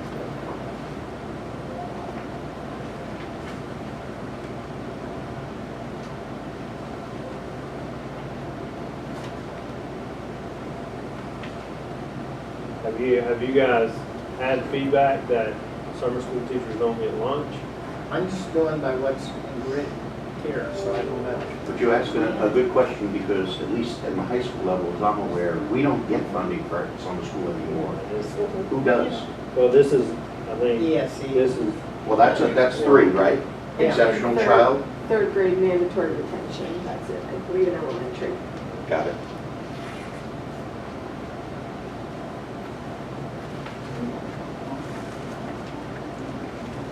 They weren't getting. They weren't getting planned, they got lunch, but they weren't getting any kind of plan. so this is put in to give them the planning, right? But it's saying That's not- planning and other bus, and other duties. So it's not planning, if I say you're gonna do bus duty and brake duty, brake supervision, you may not get any planning. So it's just, So, wasn't I clear. I can tell you I'm just, how much planning goes into the third grade. I mean, a lot of that stuff is, I imagine it's probably gets canned up a little bit, perhaps. I'm kind of guessing. I don't know if they're, I mean, I can guarantee they gotta make some day-to-day, how they're gonna approach progress, but I think it depends, I think they I know, like, readjust if- every day. I think Yeah. the planning is what they, because they readjust every day depending on Yeah. what It passages is. they passed or what they didn't, so I'm Yeah. sure there's a need for planning. But I And think then they get that planning. I'm not sure how this applies to that. They get the planning time when they're doing that. They do get that. Right. So, it's happening. I just don't know how this reflects that, this language that's, reflects. I think I Yeah. issue it, they're getting it, Yeah. but the language doesn't necessarily say that. Yeah, I agree. We have that, yeah. Is third grade thing, how, is that just in the morning?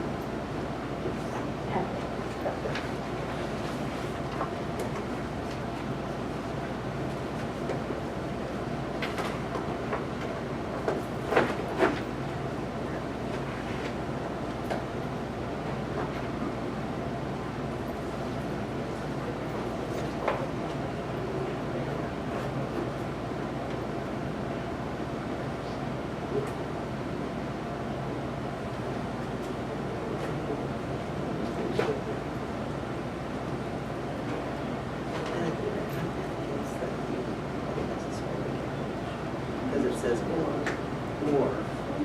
It should be and. So it says-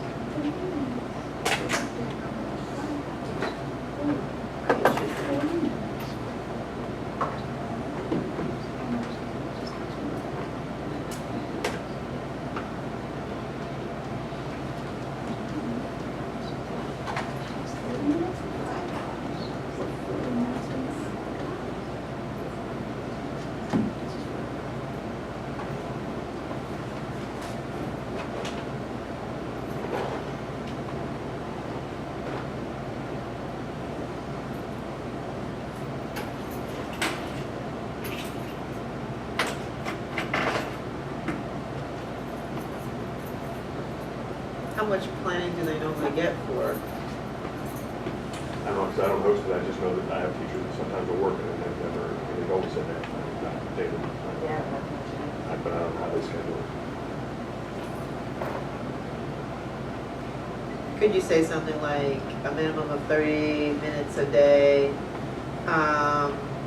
for lunch, 30 minutes for planning, and X amount, whatever, for supervisory? Is BP paid to the same time and whatever No, it's as ESC? That's what I'm asking, whether or not the day is the same day, you And know. I think, I just want to ask the question, are we fixing the problem that doesn't exist by picking the language? I mean, if there's not. It's half day, right, Tracy, those are half days, so I don't think they get lunch, they get plan I'm trying to time. find out right now. Yeah, so I there's, remember I don't she believe the taught five, yesterday, the issue, or last week, or the this summer. citation there are 5 hours or more than 5 hours. None of the summer school programs are that long, they're half day or less. So they build in like a 3-hour time and a half-hour planning time at the end of the way I think it's set. So likely, Which would really make that whole So they don't section. get a lunch, they get Right, they get just planning get time. plan time, because it's not a full, starts in the morning, ends probably with cleaning time, and then that's. Okay.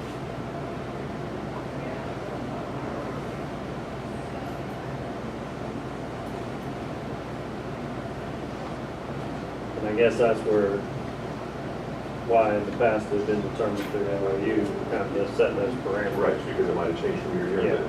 But This language reminds me of back when we did full-fledged summer school for all grade levels and all that, that's where I think this is coming from. So in other words, if you add more to the 5 hours that you usually have, then you would have 40 minutes. If that happened, but the summer reading, to the best of my knowledge, are half days, so you don't even get to the 5 hours.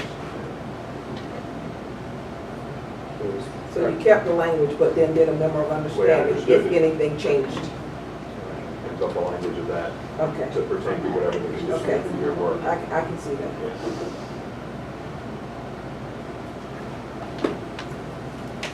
But the languages that can remain in there, just in case if we decide to do a full-fledged. If down the road, we do a things full-fledged change and we do that. Yes, gotcha. Which would still require MOU, which would set parameters. Which is where I was originally, when I was asking about, because, and this is really on us, because of, there is additional stuff here to what I'm about to say. The reality in high school is summer school program can be exactly the same wording as exceptional child summer school. Because we don't have it, and when we decide to have it, we do a memo of understanding and we negotiate these elements. So on a case-by-case basis. Yeah. I mean, I'm sad that we don't do summer school anymore and we try to force these kids on E-2020, but that's not us. That's a bigger issue. Yep.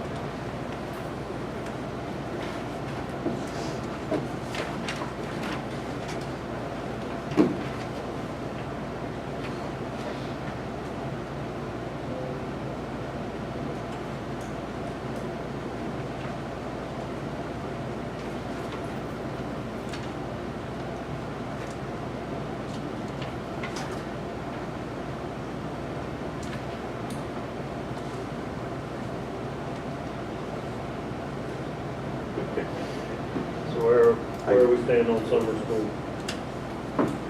Stuart, what do you think of my, am I cutting this too short? My idea? Okay. look at 3, section 3, right? You're going to put 3. That's because at some point, the superintendent, and I assume the principal, will make a decision that we need to do this. In which case it's, okay, let's bargain, here's our memo of understanding. Given the nature of summer school right now, with kind of the exception of the 3rd grade thing, because we know that's going to happen, can't we just use the same language? And then when we do, when and if there's a summer school, we just do the memo of understanding. Heck, we could probably map out a memo of understanding at another meeting. That's just a standard thing we do when they decide to do it. What do you think, Doug? Well, yeah, I mean, the thing is, we're futzing with language that would be bargained with in a memo of understanding, so the heck with it. The reality of that, it's such a, where Chadwick's going, or at least I heard, are we solving for a problem that doesn't exist? It is we do have something that exists, but we can solve for the problem when we have it. Am I making sense? So are you proposing section 3, summer school programs just be removed, and then? No, that's 2. I apologize, what, this is 2 now? Yes. Okay, so everybody, to be clear, I'm now marking section, what is section 3? Section 2, exceptional child summer school. What I'm saying is section 3 will now say summer school program, depending upon funding, a summer school program starting and ending dates shall be determined by the superintendent. A memo of understanding between the board and, well, I'm not going to insult your intelligence, you can read the rest. But the rest of both paragraphs? Yeah. With that one change? And then it would be just those 2 paragraphs.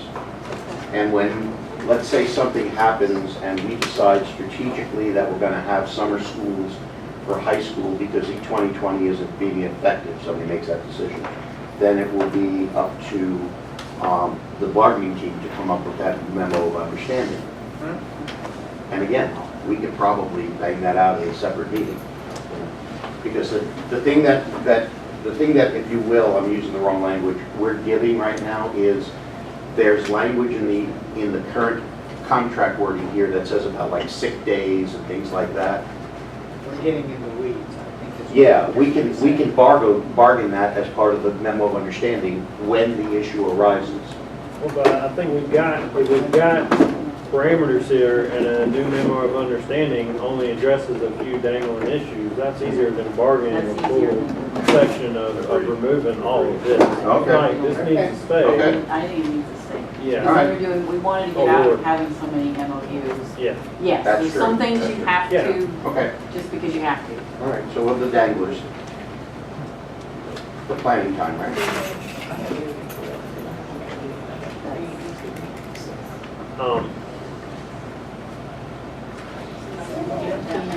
Bye, Mama. Hey, Mama, we may be late.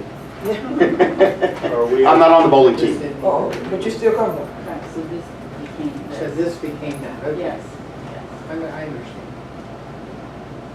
right. The school plus became section 3. Or the school plus and something totally different. Yeah.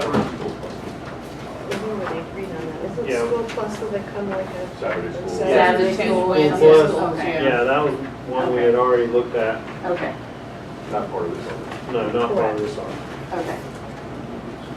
That's true.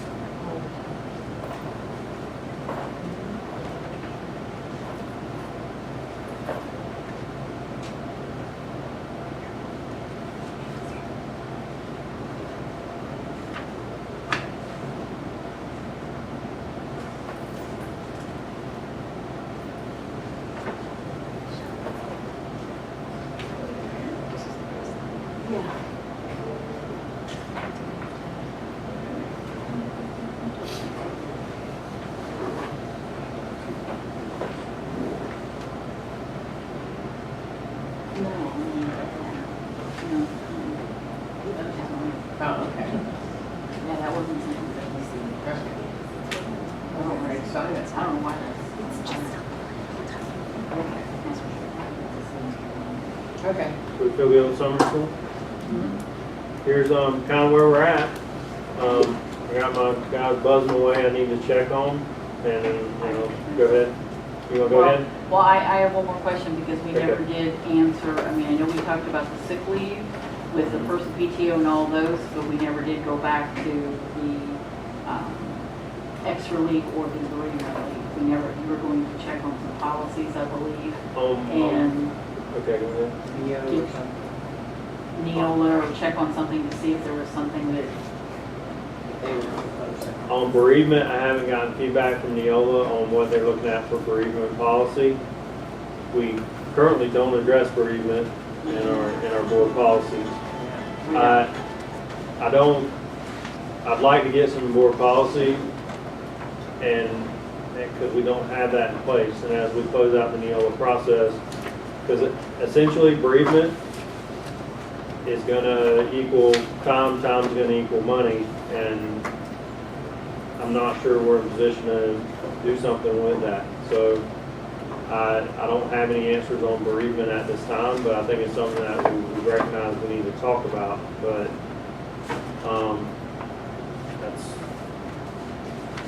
I'm not prepared to offer any additional days for bereavement until I've got some board policy in place and then get some guidance on that.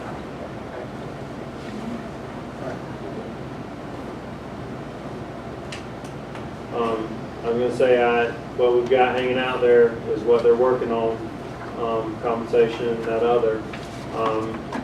So I'm gonna go check and see where they're at. I think Guido's definitely close, so I'm probably gonna bring back the scale to talk about the, site-based mentors. And I imagine, BJ's got some feedback. So we want to break. Take a break? Say we can agree that we can. Ready?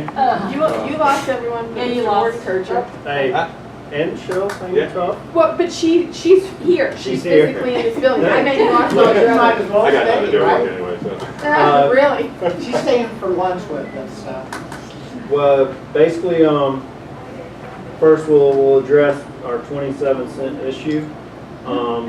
In order to fix the 27-cent, that brings us to an even 800 for the grandfather folks. However, what we feel like that requires us to do is to raise our COLA back up to 400. So that expands the 4 million another $36,000. And I went and talked to our CFO, and we'll figure that out. Thank you very much. Thank you very much.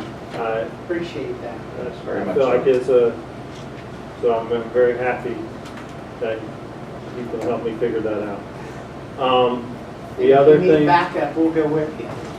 the other thing, I do have dirt on him if you ever need it. please, no dirt. No dirt. I have contacts, I got people. On the site-based mentors, we have, when we slide that money up, it roughly gave us about $80,000 to work within that area, okay? So what I've asked Guido to work on and what he's come back with, he's cleaning it up for me, is basically, any school that has, 0 to 3, even 0, that guarantees everybody at least 1. Because we did have some schools that had 0. Yeah, I'm not pointing fingers. Yeah. But that allows him, if necessary, to work with any teacher that's in the school. Right. Sure. Right. Now, Correct. and the rest of the scale will be based on IPFs, our new people, and it will go on every 3 from that point. So on top of that, from 4 to 6, you get another one. From 7 to 9, you get another one, and so on and so forth. That's very good. And where that winds up is we land around 60,000 expended on it, 58,000, but we still got 20 people to hire that are going to be new, and I've got to have that cushion in order to get that done. But here's the caveat, obviously. That moves the amount of the stipend from 500 to 400 in order to be able to afford that. So that, I know that's But that's beneficial. I think But- that's what. Yeah. This is the way it's supposed to work. But it's Absolutely. Liz, Okay. are you happy with that? Yeah, I think It's it's, helping and, out. and Well, it's, and you're it's not, limiting numbers. and it's Yeah. not going to count against the 3 stipends? No, it will, we will, I'll put in there that it won't count against the three Okay. stipends. And then the last thing we have hanging, you guys didn't speak to it necessarily when we came back, was insurance on those 2 sections, where we were gonna, basically, you guys have paid the increases, refund in the amount of the base employee plans, which I think one was like $12 for 1 year, however much for the second year, and now that'll be credited back. The way I see it moving forward is we kind of have, we have what's insurance and contract, but then we're gonna have to do an MOU on insurance every year if we go this timeline that. And really, we have to, because that is. So if I can take that language we presented before and put it into an MOU, I feel like we're there. I think we're there. Okay. Applause. Can we go back to the mentor thing just real quick? Yeah, sure. So like Sawgrass Bay, technically, they're probably gonna end up with about 44 new teachers, 39 in there, is that correct? I don't know, I haven't looked at the numbers. Well, I'm just saying, I know at New Beginnings, they had 39 and they still had they said they had about 5 spots to hire. What's wrong with So, Well, and that's what I just got done saying, yeah, we're like, that's like an anomaly this year, because they usually hold on to people. I said, I wouldn't be surprised if their number went to 0 next year Yeah. or 1. Hopefully. Right, Yeah, you know, so I don't know what, I'd like to see that across the board. so, yeah, right. Wouldn't No be bad. kidding. Then we can use the money for. so is there gonna be a cap? That was my thought process too. I- Because some Because schools I'm never just, use any. I'm just Get figuring it. how much money that costs. Well, I think you always need, and I think Well, this is I kind of think- important, I think even if you have no new teachers, I think you always need at least one mentor. Oh, no, I know that. The one will be there, but I get what you're saying, but what I would be weary of is that there's gonna be probably a hand, say 8 with 1, but then we're probably always gonna have a spike in the radar. And it will offset, looking at the Hopefully work that will Vito's be an doing, anomaly that will won't offset. happen again. In the future someday. Right. So, I just don't want them to get shortchanged because I know they. no, I got And they all need to follow whatever David's doing. And just- you. So, what I would say is, if Gail and I can have a few hours to work on putting all things in order, that the changes we made today, and putting some of this in black and white, would you be fine to come back this afternoon? March, Friday, I'll just come back tomorrow about 10 or 11 o'clock. Does that work for you, Gail? When's your meeting tomorrow? Well, I don't know. I won't be here, but I guess I'll Just- just do But I it. mean, is that gonna give you, that gives you some breathing room? It's not that much. It's just that, right? Because I can't. No, it just, Yeah. Just the white shirt guys. We're He's got a- excluding you. That I'm 8:30 at Had to look. that. yeah. 10 At o'clock 10 tomorrow. o'clock tomorrow, we'll come in, we'll have all documents prepared and ready. Sounds like fun. Hot diggity. So exciting. I was joking earlier while you were out of the room that really we can't do anything till Wednesday. Other than last year, we always came to tentative agreements on the days I had my eye appointment. So we dodged an eye? Oh, I got one Wednesday. Oh, okay. Thank you, guys. Alrighty. Good job, y'all. That's- yes.